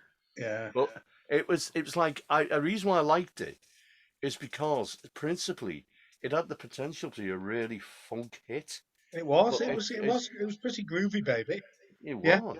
So, Karen, were you a big fan of the cover girls? You must have been their only fan in I've Sheffield. never heard of the cover girls. Oh no! It must be another Karen. Oh dear. No, I mean, I'm sure. I mean, that the other one I mentioned, I remember being a hit. There was "Wishing on a Star." That was a big hit, wasn't it? Didn't "Imagination" or something like that do that as well? There was someone else Wasn't did the that. first version by Rose Royce? Rolls Royce. You're right. They were big. They were popular. School discos. I had my first slow dance to Rolls Royce. I thought the best one a lot was the best Rose Royce song was "Is It Love You're After?" Because I thought that was great. Yeah. But the Yeah, problem school is, discos and that was the end of the night. Smoochies. I know, Yeah. but you got to bear in mind by 1978 when that was out, I'd left school. So for me, it was like going to Romeo and Juliet's in Liverpool. Yeah. And I mean, to be honest, when you think about things in perspective, how they sounded in a nice sweaty club when you were all dancing, and how they sound at home on Monday morning at 8:45 when you're just switching on your computer, it's a totally different experience. Some And of us had real girlfriends and didn't rely on the computer. I know, but Dateline hadn't launched online at that point. Indeed. Anyway, so we're going to whip through 2 total classics and one I've never heard of, Derek. All from 1964. Tamla Motown, Holland Dozier Holland, is a big clue here. And in fact, Absolutely. Lieber and Stoller, who also, I mean, these people, the stuff they put together back in the 60s, I mean, it's all of it was brilliant, wasn't it? I Oh, mean, absolutely. yeah. I mean, you can't Um, imagine Motown without Holland Dozier Holland, because they were producers as well. I didn't mean, it fall out though? Didn't two of them were brothers and one was a friend? And yeah, didn't that's right. the That's right. friend fall out with the brothers Yeah, in by they like 1970? sadly, like most of these teams and bands, at some point there are artistic differences or girlfriends or whatever that So seem to set people up in when separate when ways. um when Dozier left, did they become double Dutch? No, I see. Very good. Holland and Holland, Very double good. Dutch. Yes. no, there was actually something else though. When they had a dispute with Motown over credits and royalties, Yeah, that's what and they it was left in about, about wasn't it? Yeah, '68. Yeah. yeah. And it ended up where a lot of stuff that had been in the can all of a sudden started reappearing. And when Motown looked like they were having a dip, that's when things like Tracks of My Tears and Dancing on the Mm, Street got reissued in mm, '69. And then in 1970, Give Me Just a Little More Time by Chairman of the Board and Band of Gold by Frida Payne were issued on Invictus Records. And Invictus Records billed them as a product of Holland Dozier Holland Incorporated. mm. So what they did basically, they couldn't outwardly say they were written by Holland Dozier Holland, and they couldn't outwardly say they were produced, but they formed a company, and the company got the credit. Like the corporation got the credit for some of the Jackson 5 singles. It Yeah, was because basically they knew to get the money off Berry Gordy and the company yeah. in a way that they wouldn't have got it before. Um, Mm. and it's interesting because Holland Dozier Holland had to be congratulated because the run of success they had was stunning. Yeah. Absolutely Davy stunning. Holden's with us. Young Hello, Davy Mr. Holden. Holden's joining in. Be nice Hi. to see him because we thought he was out playing guitars and sucking Blackpool Rock in Landudno or whatever he's been. Is it Landudno he's been? David. Hello, everyone. Hello, Sorry mate. about the video. I'll have that sorted in a Oh, moment. don't worry. Nice of you to join us. So we're Good to see you all. we're just dealing with the Supremes, the Tammies, and the Dixie Cups. Name a Supreme song, Dave. See if you pick the one we're going to play. Oh, God, you caught me a bit unaware there. I know. I think I said to you in the subject that it wasn't really a specialist subject of mine. Sorry. Isn't it? Oh, well, this is an education for you, mate. But you've heard of Holland Dozier Holland, who wrote nearly all the hits back in the 60s, haven't you? Some of them. Yeah, and Lieber and Stoller, who I think did they work with Elvis Presley at one point? Lieber. They wrote a lot of Elvis's stuff. Yeah. So I mean, these were quality songwriters and record producers back in the day, Dave. So now we're going to have a Supreme song. Tonight's quiz question is: who was the lead singer with the Supremes? Answers in the chat or DM to Derek. All right. Oh, here's Dave. Oh, look at Hello. that. He's got that's a funky backdrop. I'm trying to get rid of it. It's not supposed to be there. That looks like everywhere you've been on holiday ever.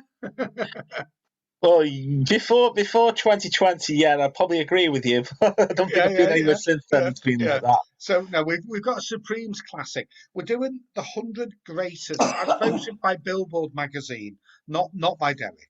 The 100 greatest girl group songs of all time. And I think Derek's choice would have been better. Well, maybe. There's some good stuff here. There's some good stuff. You can't go wrong with the Supreme song. The No. Tammies I've never heard of.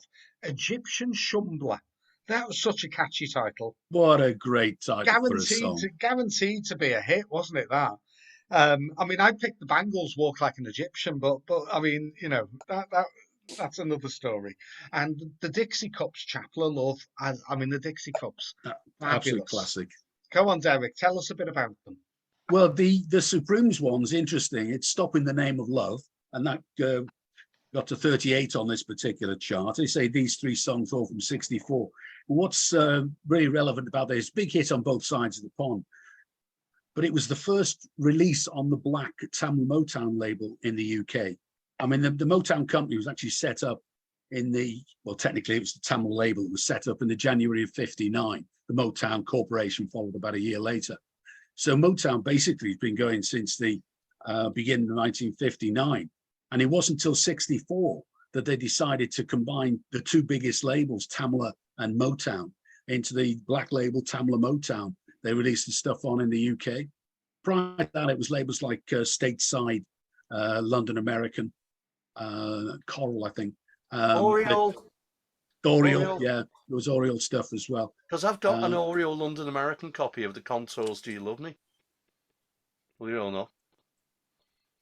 I'm not sure.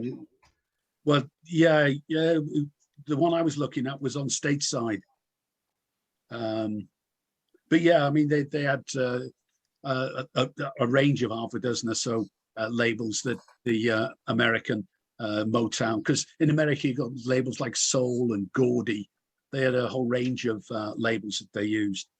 But interesting enough, the Supremes started out as the Primettes, and they were picked up as management by a guy called Milton Jenkins, who managed the Primes, and that's why they were called the Primettes.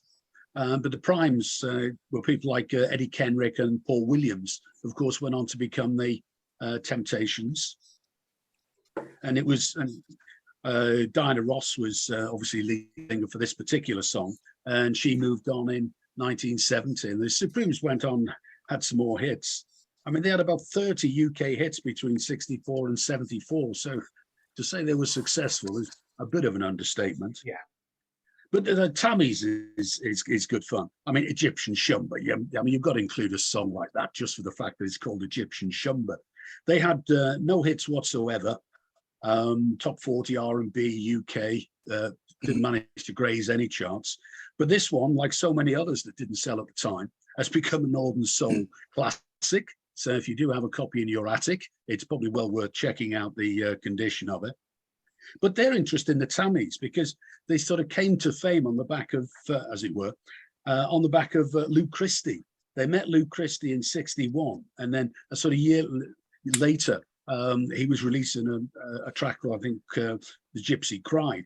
And he remembered hearing the Tammys. So he sort of brought them in to provide backing vocals for him. He was responsible for them getting signed to United Artists. And they had 3 singles and all basically sank without trace. Although now, rated on the Northern Soul market. But the Dixie Cups, I mean, Chapel of Love's got to be one of the all-time classics. Again, big hit, but not such a big hit in the UK. It didn't quite make the top 20, but it was an American Billboard #1 for 3 weeks. And this is another classic songwriting team. This is Jeff Barry and Ellie Greenwich. And Phil Spector's credited as well on this, on the songwriting. And this is produced by Lee Bastola. So, I mean, they had a lot to do with, they had record labels and all kinds of stuff. And in fact, they were setting up, Lee Bastola was setting up Redbird label.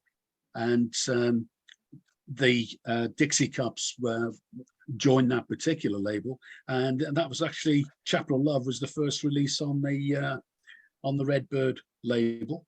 I think Redbird's where the Shangri-Las are as well. Well, they come up later, don't they? Oh, absolutely. Oh, you couldn't have a girl group without the Shangri-Las. Is she really going out with them? Well, there she is. Let's ask her. Let's ask her. Yes. Yeah, Dave nodding. Dave knows that one. Good. Oh, it's one of the all-time get it on your record player songs. Yeah, I think. Absolutely. I think that. But this Chapel Love's actually been recorded by Darlene Love and the Ronettes. I suppose with the Phil Spector input, it's bound to find its way onto his roster of artists at some point. Right. So should we have a little waving our arms around moment for Karen? Karen, get your moves ready, girl. Get your moves ready. In the name of love, before you break my heart.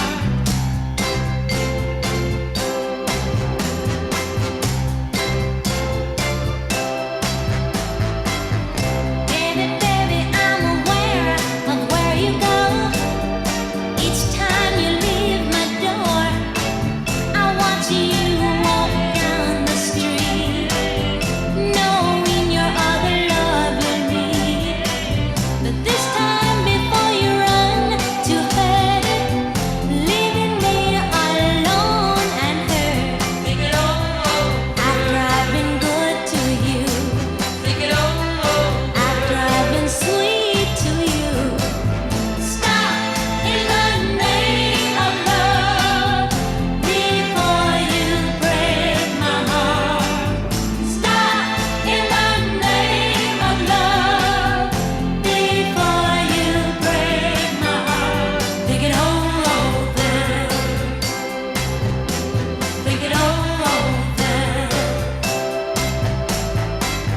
I've known of your secluded nights. I've even seen her maybe once or twice. But is her sweet expression worth more than my love and affection? But this time before you leave my arms and rush off to her charms, haven't I been good to you? Shimmy, shimmy, shimmy, shy, I'm missing it. Shimmy, shimmy, shimmy, shy, I'm missing it. Last night I dreamed I was on the Nile. Shimmy, shimmy, shimmy, shy, I'm missing it. Dancing with new Egyptian style. Shimmy, shimmy, shimmy, shy, I'm missing it. Way down in Egypt, playing the mummies took our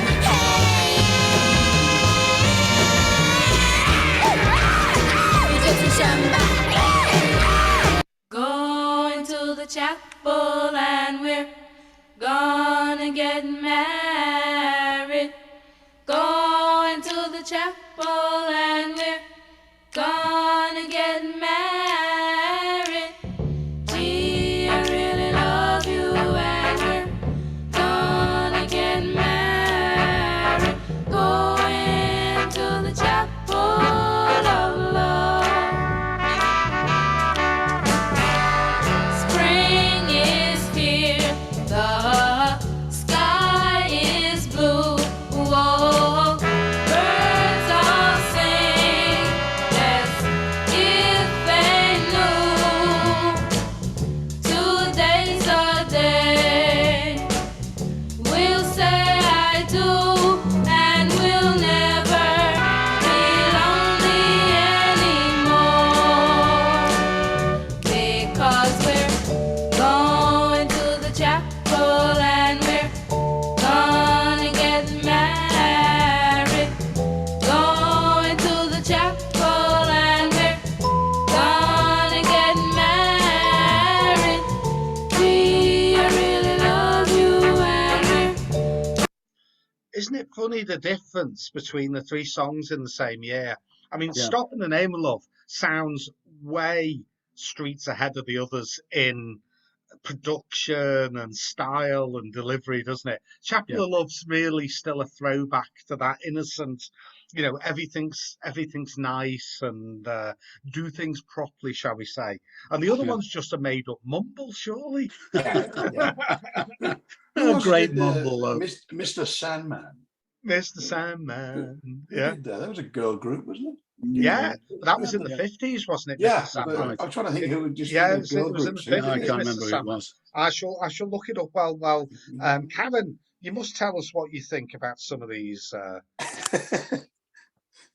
Well, I like both Chapel of Love and the first one.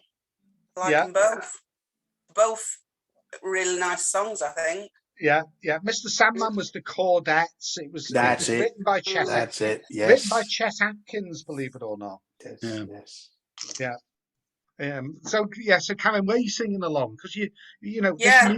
this politeness of muting yourself so we don't all talk over each other is fine. But if you want to sing along, you're more than welcome. More than welcome to sing along. I mean, I noticed Dave was singing along, but he is on mute, which with obligatory. Didn't want to spoil the performance of the wonderful singers. So, Dave, is this not music you've listened to much then? Sort of.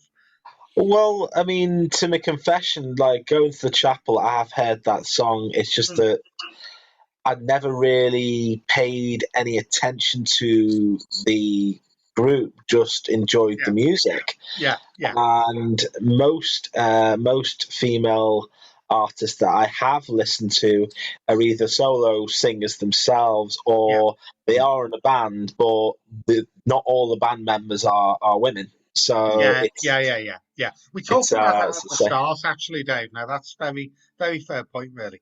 I mean, there was quite a few female singers I actually listen to are actually more from like mainland Europe, because some of them have got brilliant voices. I mean, oh yeah.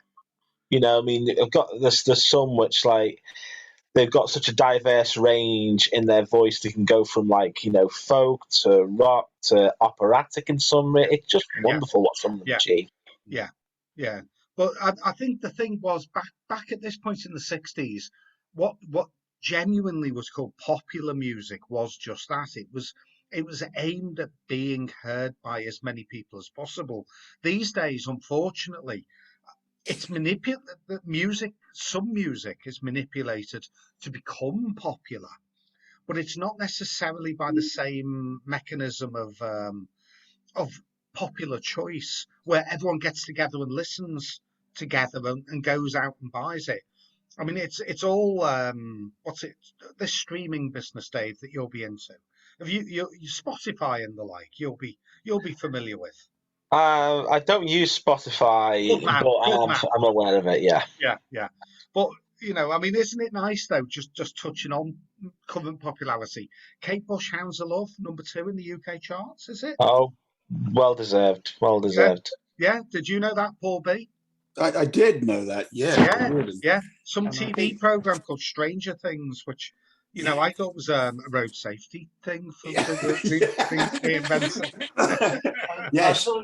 Just as a by your leave, Tony. Yeah. The new series of Stranger Things where Kate Bush comes into it in the very first episode Yeah. is a lot, much darker than the first three. It's still Yeah. kind of Oh, blamed at children. don't spoil it too much for me, Paul. Are you watching it, Children. Dave? Are you Yeah, on Yeah, board? well, Are I'm you? watching it when I find time. Yeah. No, I've not. I'm aware of it, and everyone I know who's a fan of it raves about it, and my daughter's a big fan of it. I just don't watch that much television No, under I any think that- guise. The remarkable thing about Kate Bush, again, and we touched on this earlier with Patti LaBelle to a lesser extent, I suppose. In the 70s, Kate Bush, she was the biggest noise, quite literally the biggest noise. I think she was heard by every dog in Britain because she had a very high pitch to her voice. And, she was out with Kathy and Heathcliff and Wuthering Heights and all that stuff. And then she just disappeared. She had a couple of hits in the Takes long 80s. sabbaticals between albums. Yeah, she sort of Obviously. did take her time, didn't she? Really, but I mean, she was still going strong up until about 4 years ago. She had an album and a tour, didn't she? About 4 years ago. Yeah, I remember tour. Yeah, I remember the tour. I remember the tour coming out because there were lots of people saying, I've seen Kate Bush. It was Kate about Bush for years." 180 quid, though. It was just a tiny bit expensive. By all accounts, stunningly brilliant. Proper theatre production. And everyone I know I know a few people who went to see it, said it was just the best thing that they'd been to see, really. But I think her own story, I mean, if you did Kate Bush's own story, I think there was, it's fairly sort of traumatic and dramatic in various places. Yeah. In terms of how she's. Yeah. But around so a bit. hopefully, Dave, with a little bit of education for you being our token under 48-year-old. Oh, my looks are deceiving them. Tony. Actually, I'm doing Paul an injustice because Paul B's under 48 as well, aren't you? Yes, I am. I used to be. Yeah. Anyway, next Sunday, for those that can join us, is a general open mic night. So if you've got words, stories, poems, or songs, or events that you want to share, sign in and join us. And any music people want playing, we will always do our best to either have it ready to play or, sadly, we can always dive on YouTube, can't we? The Sunday after, Paul Bryce has very kindly agreed to do a 2-hour special on the songs of the Northeast and the singers of the Northeast. Some old, some new, some borrowed, and one slightly blue, because it is quite cold up After 9 o'clock. Yeah, it's quite Yes. cold up there. Yeah, It he's is a little doing cold up his there. version of Fog on the Time, bless him. Yes, the Alan Hull uncut. Yeah. But so we're going to move on to. We're getting a bit funky here. Ooh. We've got a bit of funk. Nile Rodgers coming up in a minute. Now he's not a girl band. I was just thinking, where does he fit into all this? Nile Rodgers is not a girl in a girl band, but he certainly helps. He's some in of the girl bands. disguise. No, Nile Rodgers, what a man! What a man! He was Brilliant man. Chic It's would the play sledge. live. they're playing live somewhere at the moment. I know people who went to see him, and by all accounts, he's a lovely, lovely fella, and he can't play his guitar. He's a genuine star. He really is. So we've got the Crystals. Derek's going to tell us the story in a minute. We've got the Marvelettes. They all had these lovely names, something, didn't they? They're very original, the something. Usually with a double T. Yeah. Now, our sister Sledge, real sisters, because if their surname's Sledge, bless them, they stuck with it, didn't they? Debbie, Joni, Kim, and Kathy. And they are called Sledge. Yeah, apparently. Yeah, that's a bit sad, isn't it? Yeah. I mean, they were great, though. Well, I mean, didn't Prince or someone like Prince have a hit with them as well? Yeah, they might well have done. I mean, again, they were sort of very successful, lots of hit singles and stuff. Over quite a period. Yeah. Oh, yeah. Well, I mean, We Are Family, what a great song. Back to the 70s, and they were still going way into the 90s, weren't they? So anyway, this is one of the most interesting bits of tonight's song number 31 in the Billboard 100 Greatest Girl Group Songs of All Time. Weirdly, you would have thought it would have been higher, but I suppose it's panel view rather than sales view, isn't it? Yeah, very much. Oh, very much so. Some of these only sold about 4 or 5 copies, but I mean, he's a rebel. This made it into the chart at number 31, 1962. Actually released as the Crystals in the August. It was recorded by Darlene Love and the Blossoms, and it gave Phil Spector his first American #1 single. And what is written by Gene Pitney. And what happened was the Crystals had a hit with a song called Uptown, and they followed that with the strangely titled He Hit Me, and It Felt Like a Kiss, in brackets. But that was withdrawn for reasons that are fairly obvious, I suppose, fairly quickly. And what happened was the Crystals weren't available to record in the studio. So what he did, he brought in Darlene Love and the Blossoms. And Vicky Carr was also recording the song. As I say, it's a Gene Pitney song. So Phil Spector was keen to get it out. Apparently, the first the Crystals heard of their new singles was when it was announced on the radio. And this is the backing crew, of course, the Wrecking Crew. People like Leon Russell, Hal Blaine, fabulous drummer, and the sax solos, Steve Douglas. And this was where Jack Nietzsche was really introduced to Phil Spector and his Wall of Sound. And he went on and he arranged pretty much all the Wall of Sound after that. And the Marvelettes is a landmark as well. I mean, that was also the first UK hit for the Crystals. He's a Rebel. So that gave Phil his first #1. And Please Mr. Postman, the Marvelettes at number 22, that gave Motown its first American #1.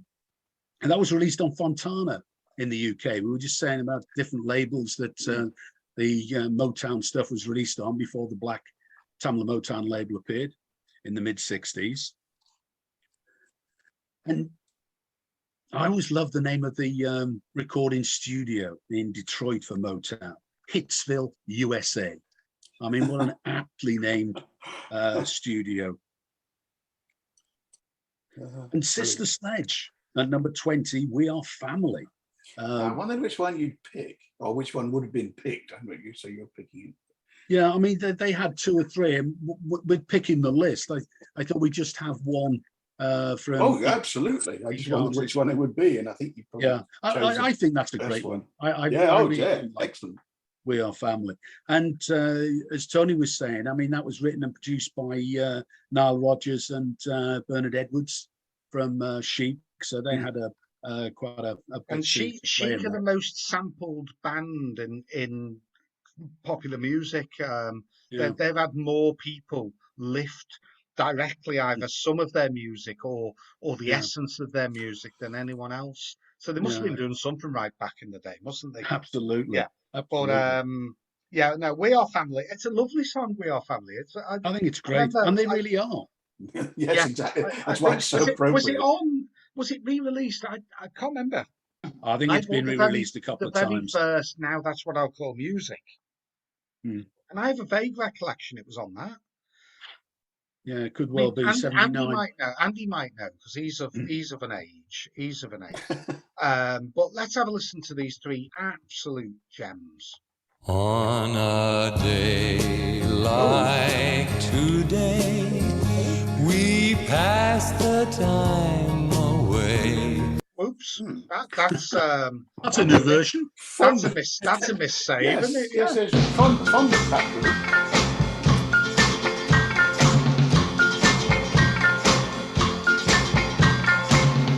See the way he walks down the street. Watch the way he shuffles his feet.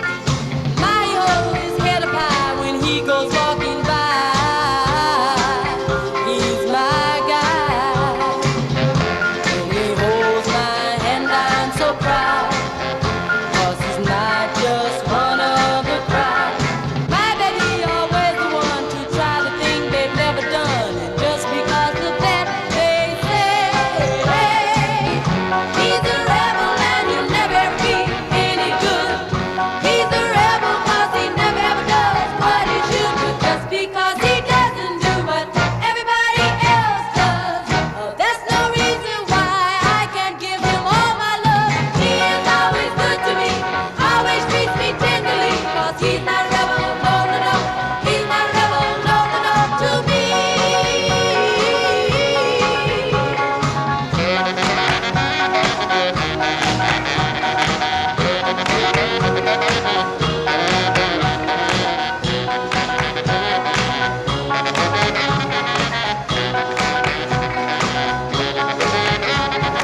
If they don't like him that way, they won't like me after today.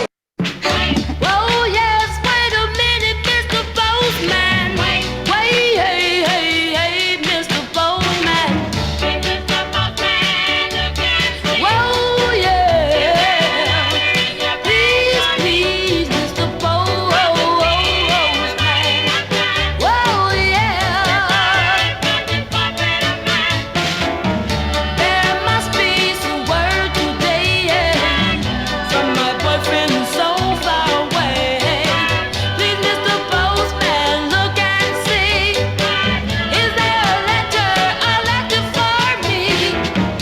I've been standing here waiting, Mr. Postman, so patiently. For just a card, for just a letter. Say he needs returning home to me. Please, Mr. Postman.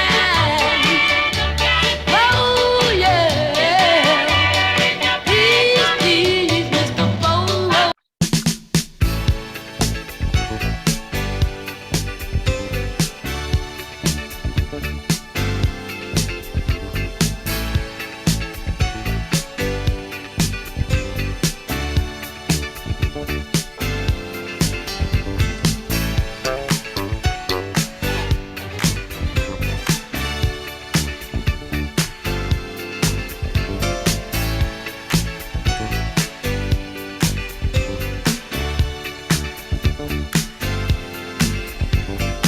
We are family. I got all my sisters with me. We are family. Get up, everybody, and sing. We are family. I got all my sisters with me. We are family. Get up, everybody, and sing.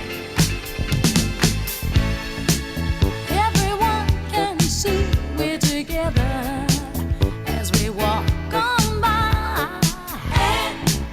and we fly just like birds of a feather. I won't tell no lie.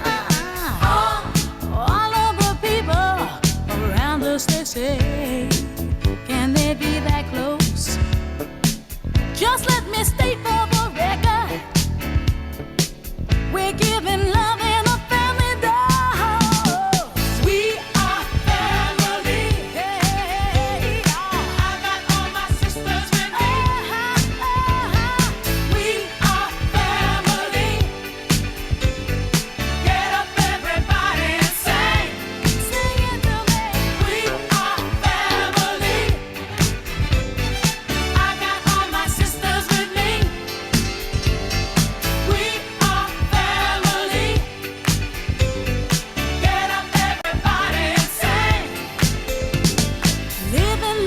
and we just begun to get our share of this world's delight. High hopes we had for the future. I mean, it's a pure disco classic, isn't it? It's Oh, it's absolutely. a great song, isn't it? They weren't on Now Volume 1, they were on Now Volume 4 with right. Automatic. Automatic, bit of a song of theirs called Automatic, yeah? Yeah. And no, but I mean, you can spot Chic all over that, Dave, can't Oh, you? absolutely. Yeah. I would imagine Dave's a bit of a Nile Rodgers fan on the quiet, actually. I can see that. Yeah, You definitely. are, right? Yeah, no, I would genuinely think you would be. Yeah, yeah. I mean, some of the stuff he's done, not just his own work, but even like there was one song which was originally released, I think, back in 2019, that was completely like an electronica sort of number, and he did a completely remix on it with his guitar playing, and it just sounded enhanced the whole piece tremendously. Yeah, It was no, it's wonderful. just a unique, genuine. Very distinctive. Creative, very creative. Yeah, yeah. And I mean, the other thing is there though with with the other songs is that that it's that transition from Please Mr. Postman was a hit for the Carpenters and the popular group from Liverpool for That's right. four young lads. They had a hit with that. They did quite well with it. Yeah, it was just one of their hits before they decided to write anything themselves. Exactly. We're sort of the mix and match of new and old is where we're at now. We've got Patti LaBelle and Lady Marmalade, as she calls it. Marmalade, as me and Paddington call it. Dave, Exactly. are you a Marmalade fan, Dave? Depends if it's shredded or shredless. That's Oh, the I thing. like the shredded. Oh no, I like it with the bits in. Yeah, Bits of skin. with the bits. The Lemon bits. marmalade with the bits in for me. Coopers- What about you, Coopers Paul thick- B? Paul B, are you a No, I'm marmalade? not. fan? No, I must say, I'm not the world's greatest Cooper's thick cut, I suppose. But no, I was never. My mother's into all that. She likes jams and preserves and Yeah. all that sort of thing. But no, no, I don't like it in cake, marmalade cake. I Oh, might switch marmalade to. cake, yes. Oh, yes. I'm surprised some of the chocolate bar companies haven't done more with marmalade. Because, they'll always come up with a new flavour. Yes. Macca, what about you? Where are you on marmalade? Take it or leave it. I mean, I must admit, we lived in Denmark. We had some mature fruit trees at the end of the garden, but the temperature was all wrong for oranges. Yeah. We had things like apricots and plums and made our own jams that way. Yeah. And And I suppose for a time, there was a time, especially during the war, that the only oranges you ever saw were from marmalade in this country. Yeah, after the probably war, so- true. Yeah, I mean, Karen will never have seen an orange because she lives in Sheffield. Bless her. But they're tasty. They're a tasty fruit that you can. Near Christmas we get a shrunken version called the Satsuma, Karen. Maybe tangerine for some. But they're quite tasty. Little segments of Tangerine, juice. they come from Blackpool. Yeah, they do. Right. They do. It's where the original tree grew, isn't it? Yeah. Blackpool. We haven't had Not Alban. Christmas any I longer must without blood remember. oranges. I must remember to send Alban a link. Actually, we haven't seen Alban for weeks, have we? So, Karen, yeah, oranges and satsumas and tangerines and clementines. They're sort of all roughly the same. They're quite juicy, quite tasty. Yeah. As you look after live on sheep's droppings and gravel over in Sheffield. Otherwise known as muesli. Oh yeah, indeed. But no, so I mean, where are you? I agree with you on that one, Paul. I agree with you on that one. Yeah, so Karen, are you a marmalade person or not? I love marmalade. I love it on toast with bits in, but I don't have it very often. Oh yeah, no, I like it with bits in, I must admit. I was surprised how many different varieties you can get. You thick cut, there's fine cut, grapefruit, there's shredded, grapefruit. non-shredded. You get all sorts of. You can get grapefruit marmalade, which is quite tart, but it's like everything. In taken the right way, it's wonderful. You know, if you can get the right amount on your toast or whatever, it's Well, that's it. I've never had the right. No, it just never fitted for me. Like I yeah, say, marmalade cake. I think marmalade yeah. cake. So are you a jam butty man, Paul? Are you a jam butty? No, like I say, I'm not a massive jam fan. I'm only a jam sponge. Just like but Paul Weller solo still then. yeah, yeah. No, I wouldn't have jam and bread necessarily, or honey or Yeah. anything like. No, I'm just never been really my Yeah. my Oh. thing. Just I Oh. suppose one of those things. So talking of marmalade or marmalade, Marmalade, who had yes. Derek? Lady Marmalade. There was a big hit from a film with this. Was it Moulin Rouge or something like that? There was a big hit. Yeah, Yeah. yeah, But yeah. the I think hit it was was. way before the film. The hit was Yes, in the no, I know. 70s. We're going No, back but to a lot of people know 1974. it from the movie. Yeah, Mm. it was a Yeah. big hit. Was it? Who was it? Was in it? It was Destiny's Child or something like that. No, I Someone- can't remember. It was Someone- one I of know the American groups in the 70s. I'm sure it was It was a big hit, wasn't it? Yeah. But no, Because- we've got Patti LaBelle and her Bluebells, bless her, and then we've got Martha and the Vandellas, who I think are fantastic. And Awesome then band. the one song that we all should want played, you know, if we're feeling down, "The Leader of the Pack" by the Shangri-Las. Oh. So come on, Derek, fill us in on these. Is she really going out with him? Is she? Yeah. That's Well, Is this this not what Patti inspired LaBelle Grease one. then? Did it not inspire Grease? Yeah. This Patti, well, it's actually credited to LaBelle, and I thought it was really quite interesting. I hadn't sort of noticed this before, but I mean that's the only hit that Patti LaBelle had in the 70s. Really? Yeah, in America Wow. she had 3 hits in the 60s. It's Patti LaBelle and the Bluebells, and it's the same sort of story in the UK. Couple of hits in the 60s, then there's just this one as LaBelle in the 70s. And then it's not till the mid 80s, about 84, 85, that she has That more thing, hits Michael as I think Patti McDonald. LaBelle. Hmm. So quite a strange sort of story there. I mean, this was quite a big hit all over the place. It was a cover though. The original version was from a band called The 11th Hour. And again, this is, Philadelphia sound. But say and that's at 16 from 74. And at number 12 on this chart from 63, a wonderful Martha and the Vandellas, later released as Martha Reeves and the Vandellas. That's right, yeah. And Heatwave. I mean, that's a fabulous song. Another Hollandosia production. So, I mean, these guys really have their stamp on so much Motown music. Interestingly enough, it wasn't a UK hit at the time. Yeah, their first UK hits. I mean, that was a hit in sort of August '63 in America, R&B and crossover. But their first UK hit didn't come till "Dancing in the Street" in the back end of 1964. Yeah, And again, that was released on stateside. That was the second Band-Aid song, Yeah, wasn't it? sort of story about- After "Do They Know It's Christmas," Mick Jagger did a version with David Bowie, didn't he? Yeah, that's right. Yeah, they had a big Live hit Aid. with it. Yeah. There's a quick story about the Martha Reeves and the Vandellas, but I'll throw it in after we've heard. Yeah. it. No, go. Tell us now, Paul. Tell us. Well, all it concerned Alan Freeman, Fluff Freeman, Fluff. who nearly got himself sacked, even from Radio Luxembourg. And in those days, Radio Luxembourg was a pretty difficult station to get sacked from because everybody wanted to be on it. Station of the Stars, 208, all that stuff. And he went in and he heard this record.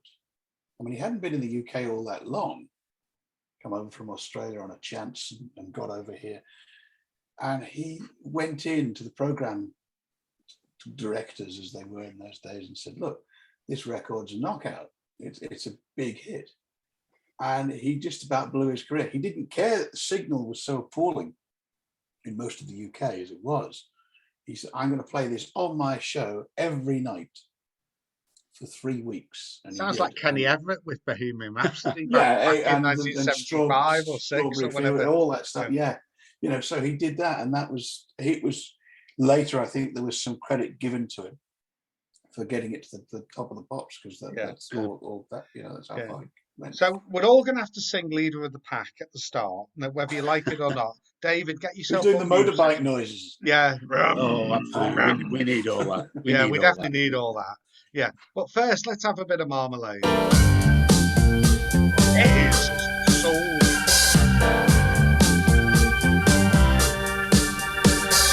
Hey, sister, go, sister, soul, sister, go, sister. Hey, sister, go, sister, soul, sister, go, sister. He met Mama Line down in old New Orleans, strutting her stuff on the street. She said, "Hello, hey Joe, you wanna give it a go?"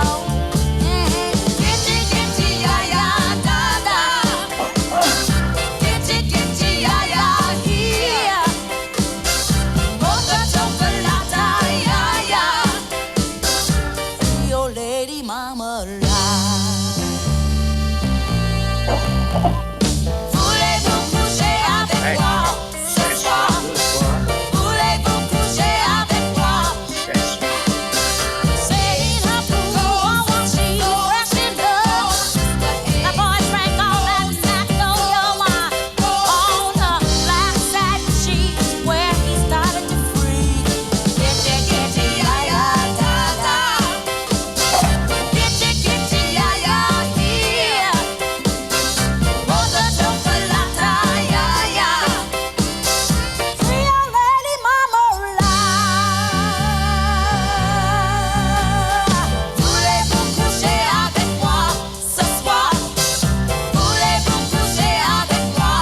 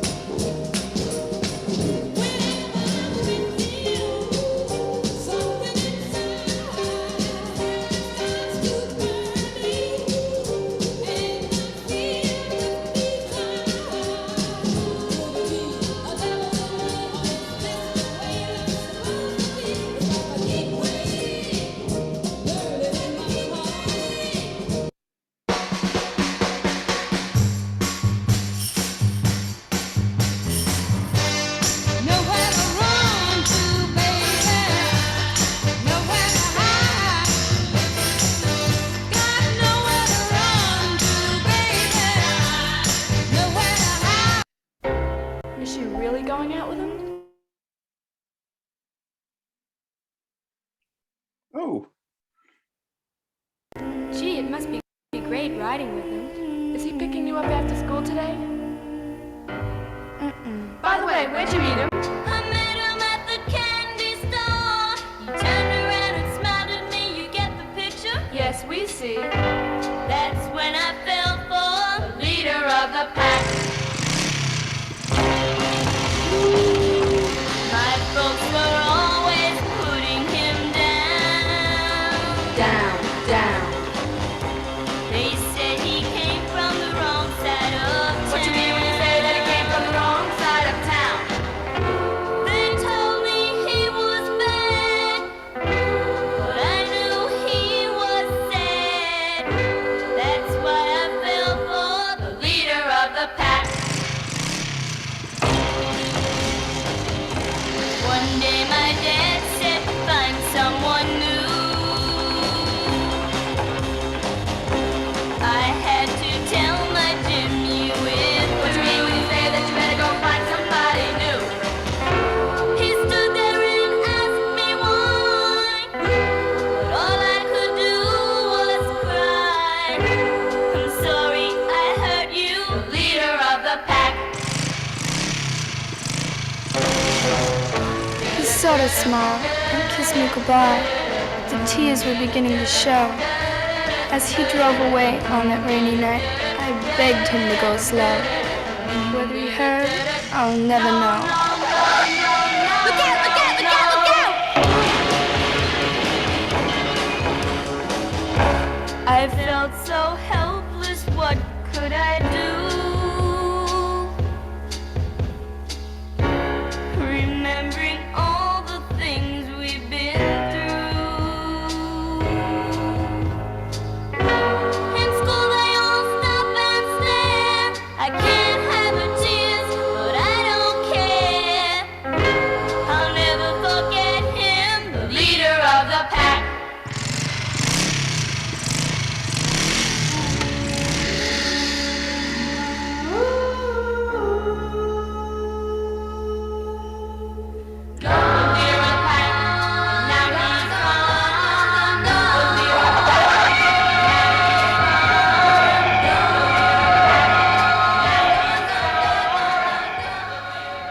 So, what a classic. Heather. How Three much rubber minutes they took off stories. those tires, eh? Heather's My been goodness. revising. I know, well, not personally revising GCSE maths, but her daughter or son's been revising GCSE maths. Yes, Hi, I'm Heather. 19th of circle theorems. Oh no!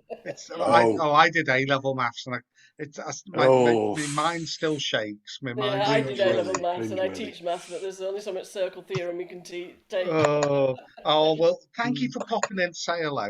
Did Yeah, just leader of the hello. pack? So, where's your memory of that song? Do Me? fill us- yeah. That would be my older sister. My older sister was born in '58, so she was kind of into all that sort of music. So Yeah. I remember her playing it, but yeah. We were actually trying to rack our brains about girl bands of the '80s, which I suppose was our era. Well, I'm gonna do something on that in a minute Yeah. after Derek does the bit we're doing. I've put a little playlist together, snippets. So we're gonna do that. But it was banned at some point, that song, Derek. It was, yeah. Yeah. I Tell Mods Laura I and love her, Rockers- the similar Mods and kind of thing. Rockers riots, which must tie in when the Who first started. Did you say, Tony, that Lady Marmalade must have been around about the same time as the other one that I always get it mixed up with, Gypsy Queen? Oh yeah, but Lady Marmalade. I mean, the first three verses of it don't make any sense at all. I mean, some of it's in French, for heaven's sake. Voulez-vous coucher avec moi ce soir? I mean, what does that mean? Something very naughty, I expect. It was Christina Aguilera and Pink did the version that was in Moulin Rouge. Yeah, they did the version for Moulin Rouge. So no, I mean, Leader of the Pack. I mean, it's an all-time classic, isn't it? Absolutely. Yeah. So And it was back in the UK charts as well. Well, Bette Midler did a version. Bette Midler. Yeah. Really? And Twisted Sister, who were a quite pastiche heavy rock band of the late 80s, I think. Dee Snider. I don't Twisted know. Sister. Can the words twisted and pastiche really go together? I don't know. It just Well, seems a they bit- were the Cornish band. So, who did that? Somebody wrote this Cornish pastiche. It was a Cornish wonderful. pastiche. No, there was this Yeah. piece, easy Yeah. listening piece. It was a wonderful piece. Yeah. So listen, cool. before we let Derek do his end piece, now that Heather's here, who will probably appreciate some of these. I mean, I'm just going to quickly bounce through some of the That's a shout from somewhere. the ones that I would have picked if we were doing like the later periods. So we've got the Go-Go's, the Runaways, the Bangles, Spice Girls very briefly, Baccarat, Sugar Babes, and the Pussycat Dolls, and Destiny's Child. So in no particular order, listen to them and answers on a postcard as quick as you can.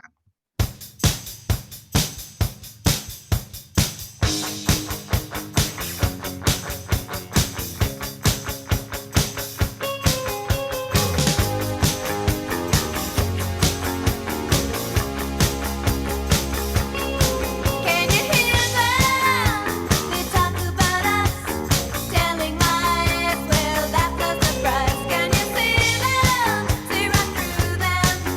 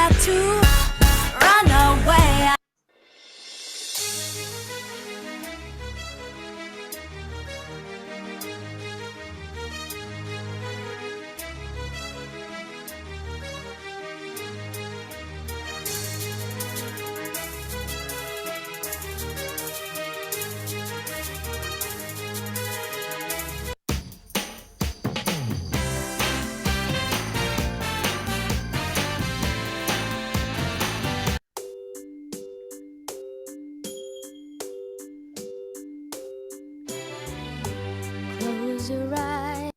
So there we are. That's the later versions of girl groups from the Runaways, which was Lisa Ford and Joan Jett. Joan John Jett. Jett, yeah. And the Go-Go's was Belinda Carlisle and several others. Still going, apparently, or Belinda Yeah. Carlisle certainly is. The Bangles, my favourite. Saw Well, the Bangles. interesting one with the Bangles there. I do believe the lovely Kate Rusby did a version of it. Kate Oh, Rusby- maybe so. I mean, Kate- Susanna Hoffs is certainly still singing and performing. Kate Rusby one song to the tune of the same song. Bless her. She's Yeah. lovely, lovely. And lovely we did have a little bit of Spice Girls there, and the Pussycat Dolls. Is that what that was? I was thinking you were playing Our Friends Electric, which obviously. No, that was a cover version by Pussycat Dolls or the other. There was another big girl group back in that day, wasn't there? Heather, you must know all these, being young and trendy. No. Not my thing at all. I'm afraid. We Well, probably it's played that all the ones. Probably played all the ones you liked earlier The on. 80s, I know the 80s, but in the 90s, I'm afraid it was work, career. Yeah. And I was just, and then in the 2000s, that's when the kids came along and they, Yeah, it was all their yeah. music there. Oh, the Sugar Babes. The Sugar Babes were in there with Freak Like You, whatever that was. Yeah. Yeah. But no, they were huge. I mean, the Sugar Babes are technically still going, but none of the original members are in the Sugar Babes anymore. It's a brand. So Yeah. there were three of them. Then two of them left, and one of them carried on with two others. Then two of them left, and she carried on. And then she left, and they've got more in, and none of them are original members. You know, mad, isn't it? Absolutely mad. Yeah. So, Derek, we're Usually, there's always at least one original member of a band that stays constant. or There's a never like, roadie, or a roadie. Yeah. yeah. Yeah, exactly. Yeah. Or the guy that drives them to and from, yeah. But so we are at the top of the charts now, Derek. That's right. Ronnie Spector and Carole King and The Wall of Sound, and so we've got the Crystals. Then He Kissed Me, which is just an all-time classic. Absolutely. Will You Love Me Tomorrow, the Shirelles, which would have been my number one pick for this this show, and Be My Baby, the Ronettes, which is Phil Spector to a T, isn't it? Even though it's a girl group, it just is Phil Spector. Well, they were predominantly girl groups. I mean, you had Bobby Sox and the Blue Jeans that had Yeah. a bloke in. Otherwise, because that was Darlene Love as well. The interesting thing about Spector is that they were all female leads, just about. Yeah. I mean, the Rolling Stones top 10, number 8, you've got the Crystals with Then He Kissed Me from '63. At number 3, the Shirelles. And I agree with you, that could be one of the best songs that's ever. Will You Love Me Tomorrow? One of the best songs ever written. I did read somewhere that was Carole King's first. It was her number number one. Yeah, you're right. Yeah. Composition, and then the Ronettes from '63. That's number 1. Great thing about the Ronettes, they actually had a career before they met Phil Spector and his Phillies label, and they released 5 singles on Kopech's May labels, which are basically the same thing.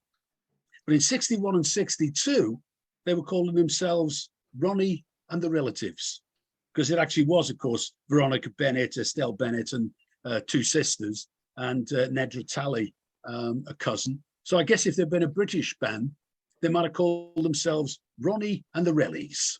Ronnie which and I the think would be Rellies, yeah. A great name. Certainly for round a up David band. Mackers and My Way they would have, for sure. So let's have a listen to these. Then we'll have a little chat about what we've listened to and what we haven't listened to, because there are probably songs that people would have wanted that aren't in the mix. Yeah, there's 100 of them.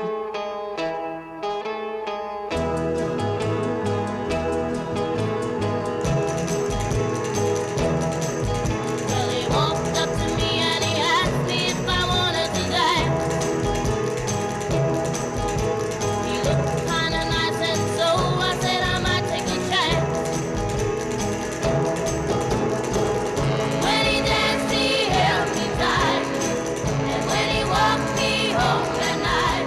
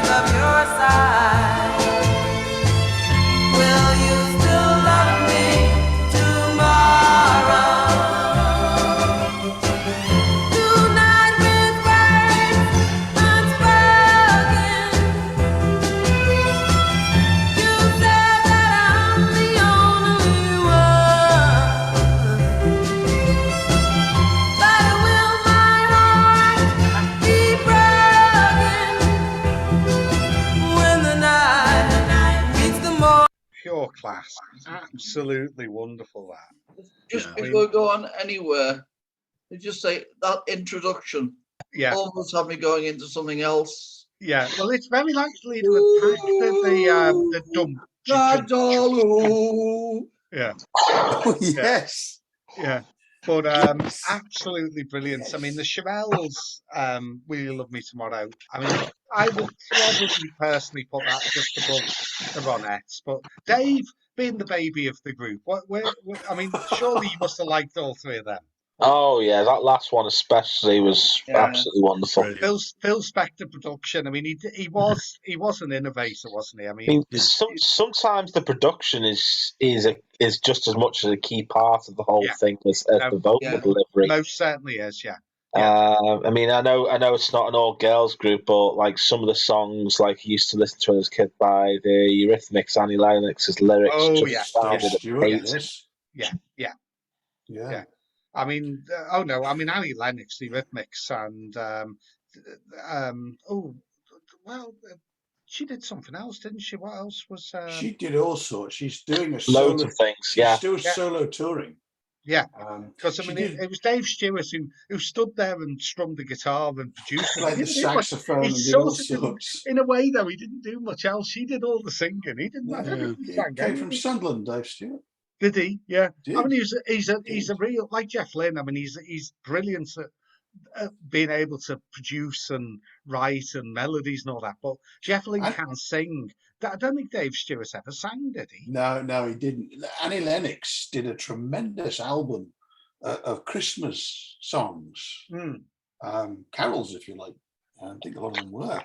And there's this wonderful picture I had described to me, and she's walking in that sort of power walk way. If you've ever seen power walkers go, Yeah. and it's a winter scene across like a snow-laden meadow, and she's got this great big black thorn staff carrying it as if she's gonna, she's like the woodcutter, she's out to cleave havoc on a tree or something. And this real power effort of her walking across this meadow, the backdrop of this Christmas album that she did about 4 or 5 years ago. It's terrific stuff. Recommend it highly. You can. So Heather, girl groups. I mean, we've had the Supremes, the Ronettes, the Crystals, the Marvelettes, Martha and the Vandellas.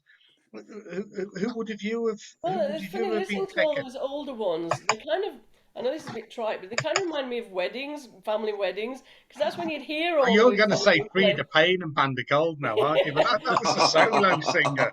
always remind me of sort of, and everybody be up doing the dancing and things. Yeah. But we were trying to think about in the car earlier. We took the dog for a walk about girl bands from the 80s, and we couldn't really think of very many apart from the ones you've already said. I mean, Sugar there's Babes a and the band Spice called- Girls, wasn't it? Yeah. Well, they were after us, really. We were kind of 80s. The Sugar Babes were kind of 90s, I guess. I don't know. Yeah. I mean, there were some punk bands with names that were probably not best mentioned on the. Oh no, come on, we're past 10 o'clock. You can say what you want. But other than that, I couldn't really think. But what we were saying was, I mean, whether or not you're a fan of Madonna, she really changed the way that women sang. Because Yeah, good point. She was like she Prince. kind of She was a took chameleon, ownership wasn't she? of the sexuality, if you like. Yeah, And yeah. rather than being a women singing to men, it became singing about herself, and that was. There just seemed to be a big change then, and then suddenly women were more empowered. And so people talk about girl power and the Spice Girls, but I think I'm not a massive Madonna fan, but you just saw when I remember when that's like I think she did Holiday, but she didn't get a lot of notice. But then when Like a Virgin came out, everything changed with women's song and singing. I mean, I don't know if you agree, but that's just how it felt for me as a teenager, I suppose. Yeah. Borderline was another early hit, wasn't it? Go on, Dave. What's your view on Madonna? I'm just wondering, from listening to what Heather's saying there, and I'm actually wondering, did that start the dynamic of often a lot of bands often having female front women as their lead singers, even if the band had predominantly male musicians behind them? Fish and Vamp were one example of that, weren't they? Remember them in the 90s? Oh yeah. wasn't Well, it? I think we're probably forgetting people like Blondie. Oh, no, Debbie we're not Harry, of forgetting course. Blondie. I had a poster with Debbie Harry in a red dress on the wall in And my I suppose she bedroom. kind of led into the Madonna thing, but it was just this. Even Debbie Harry's kind of. glamorized herself, but then Madonna kind of just took ownership in a way that others didn't. And I'm not, as I say, I'm not a big Madonna fan particularly. I don't have any feelings either way, but things just seem to change for women. Then they seem to take ownership of it rather than being portrayed as one thing or another. She took ownership of her own image. Yeah. I think the funny thing is, considering in the UK, so many groups in the 60s, which is when this really is about, no matter what's come about since, there were blokes. But in America, they were all girl groups, weren't they? It was Yeah, so, that's what I thought. It's very much more. We tend to have like solo things like Cilla Black, who was, but they were definitely the girl bands were much more American, or if not American, certainly American in feel and in sound. yeah, no, definitely, definitely. I think it was more male orientated in more Europe than not necessarily just UK, but in Europe, I would say.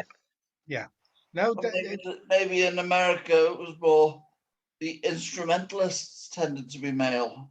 Yeah, maybe that's probably true. Maybe. Anyway, listen, I'm going to just share something from YouTube that I intended to play earlier, but I just said to Derek, this was one of my favourites, and it's got boys in it as well. I apologise.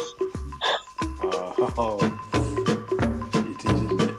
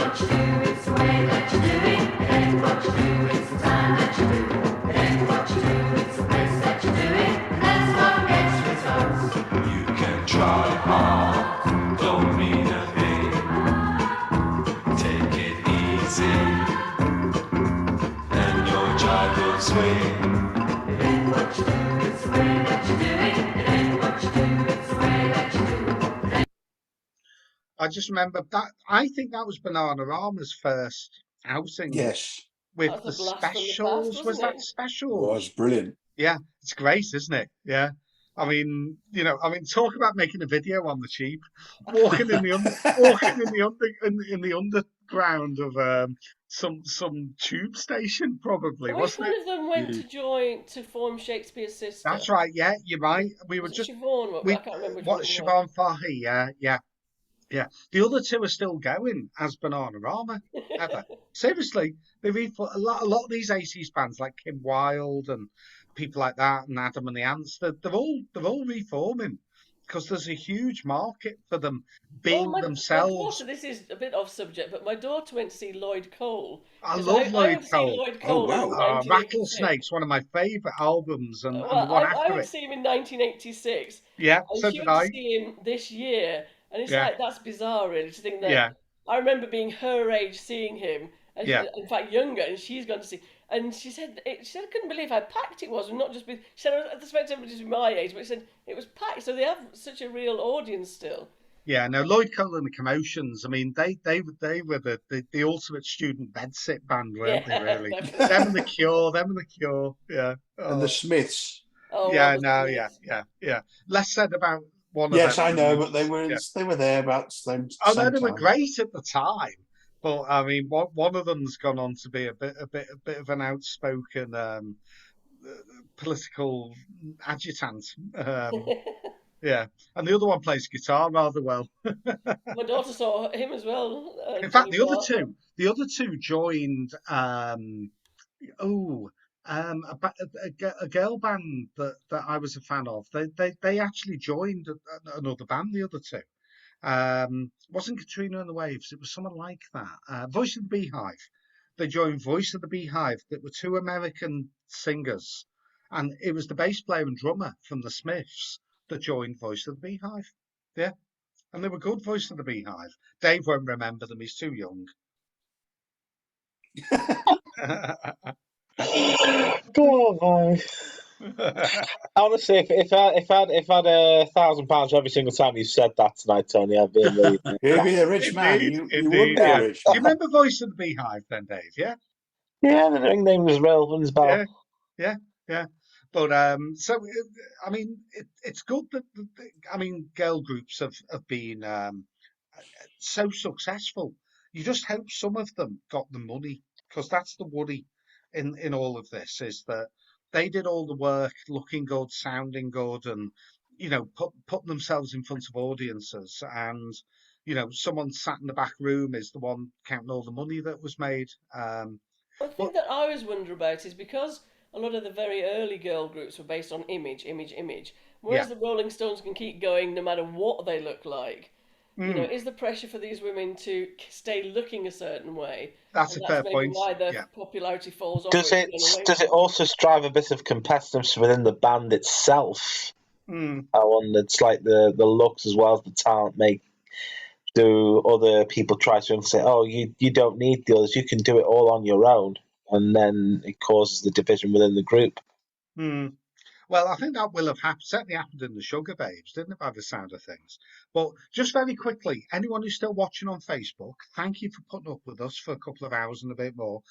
All we need to know for you to win a signed copy of Rock and Roll Unraveled, Derek's wonderful best-selling book, is who was the lead singer of the Supremes? Answers in a message to me or Do you Derek have a in the naughty chat. feeling he's already given this away? Because I think he went on to mention it afterwards. No, he won't have Oh. done. No, he won't have done. But I No, do have a no, feeling. no. It's not. Never would we give the answer away beforehand. It would never, ever happen that we would give the answer away, would it, Derek? No. Well, hardly ever. It's no. That's sorry about Oh, that. come in. Thank you. Yeah, Lovely. no. I was hoping to. I was going to go and play a bit of Voice of the Beehive for Dave, just to if I. But I'm having that problem where my screen's Messing about. yeah, no. Well, this is the problem. No, we'll leave it. We'll leave it. So, folks, we've had a wonderful time. We've got 10 Been more great fun. minutes. Great We've got fun. 10 more minutes. If anyone wants to throw anything into the mix about girls, singers, groups, and hits, you've got 10 minutes. So, Maka, you can go first. Well, no, I mean, let me put it this way: it's not a girl group, but certainly a successful female voice. Yeah, Practically bankrupted Ireland by winning the Eurovision Song Contest. Donna. go on, Donna. Of Okay, course. Yeah, and a very pleasant voice. Ireland won the Eurovision Song Contests a lot, didn't they? Yeah. Yeah, and basically it practically bankrupted the country by winning them in consecutive years. Yes. Most it. As I say, Donna's a very pleasant voice, and she had a successful political career afterwards. Yeah. Okay. Absolutely. Well, And I let's have a little minute of Donna. Let's have a little.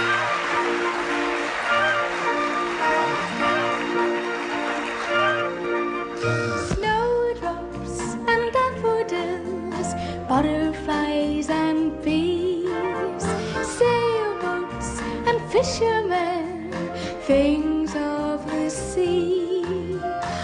Station wires, wedding bells, early morning dew. All kinds of everything remind me of you. Seagulls and aeroplanes. Lovely, lovely stuff. We would have thought you'd Absolutely. have gone on about Yoko ruining the Beatles' legacy, being, about as you're about to play Glastonbury. But it's very kind of you not to cast such aspersions. Yeah, Paul B. Well, I suppose really it ties in nicely the Irish theme, and I was thinking of Mary Black. Oh Oh yeah, yeah, Mary Liverpool Black boy. did a tremendous track, and it was a woman, all woman. It wasn't a group. Only a Woman's Heart. Or... That's the one. That's the Okay. one. So Yeah. maybe you can throw a bit Another of that beautiful one. voice. And it was about 4 of them did it. You've got it. Yeah. Well, we will have that in. Because that, I mean, Mary Coughlin was there. I think there was. Think of anybody that was big in Irish tradition. I think Eleanor Mooney. She's someone else. Eleanor from Danann. Yeah. The lead singer of Danann. I think she was involved in it. Anybody that was big in Irish female music. No, let's have a listen. This is brilliant. it's a lovely shout.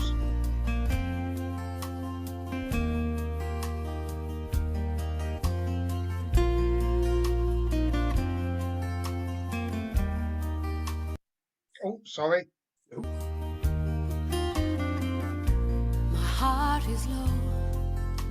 My heart is so low. As only a woman's heart can be. As only a woman. As only a woman. As only a woman's heart can know. Tears that drip from my bewildered eyes, taste of bittersweet romance. So that was a version with Emmylou Harris. It just depends how quick you are, which one you pick when you go onto YouTube. So Dave, we must let you pick very briefly your favourite sort of, if I can find it. Just give us something that's worth us. Worth us having a quick listen to. Right.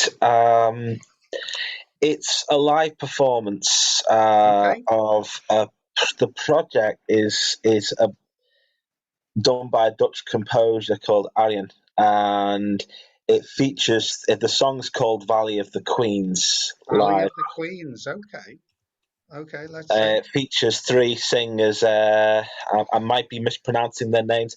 Marcella Bovio, Annika van Giersbergen, and Floor Janssens. I think we might have found it. Just need to get rid of the adverts. Hold on, as usual. The old YouTube and their adverts. They love their adverts. YouTube. They do. How they make their money, folks. How they make their money. It's how they make their money. So Harry on and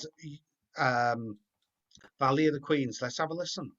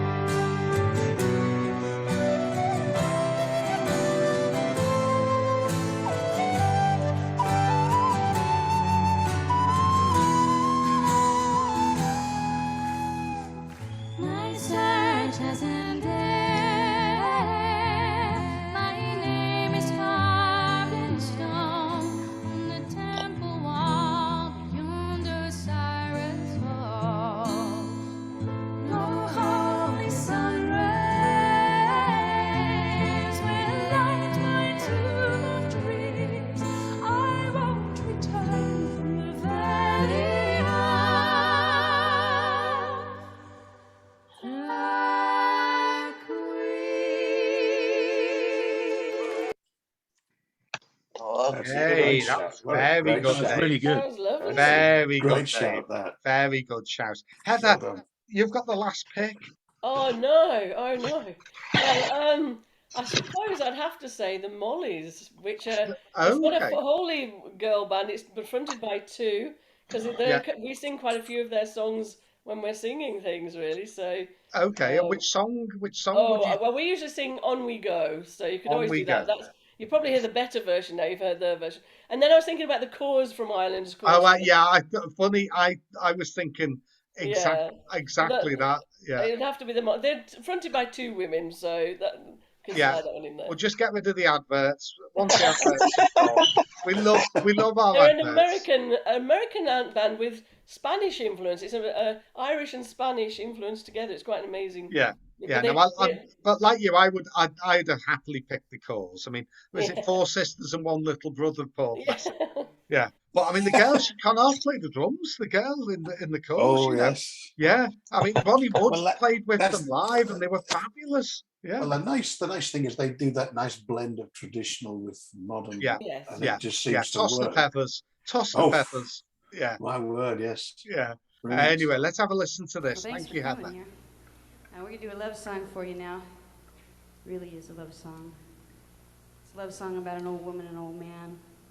And the old woman loves the old man so much that she's afraid that he's going to die first and he's going to be left all alone in the world.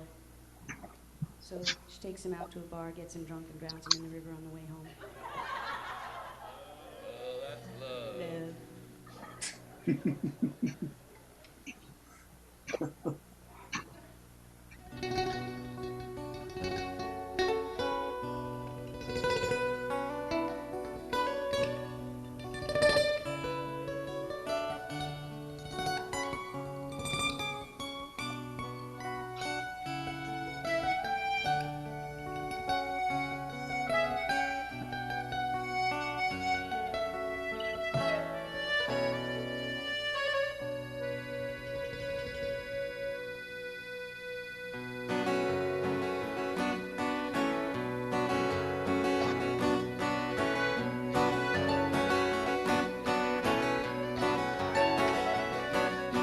There was an old woman and there was an old man. They lived upon the high road. He once served as a jockey for his pay, and she was her mother's darling doe. And on we go, and on we go. Can you recall the day we married? Oh, on we go, and on we go. Wouldn't she be frightened to die alone? Come a little closer to the darling doe.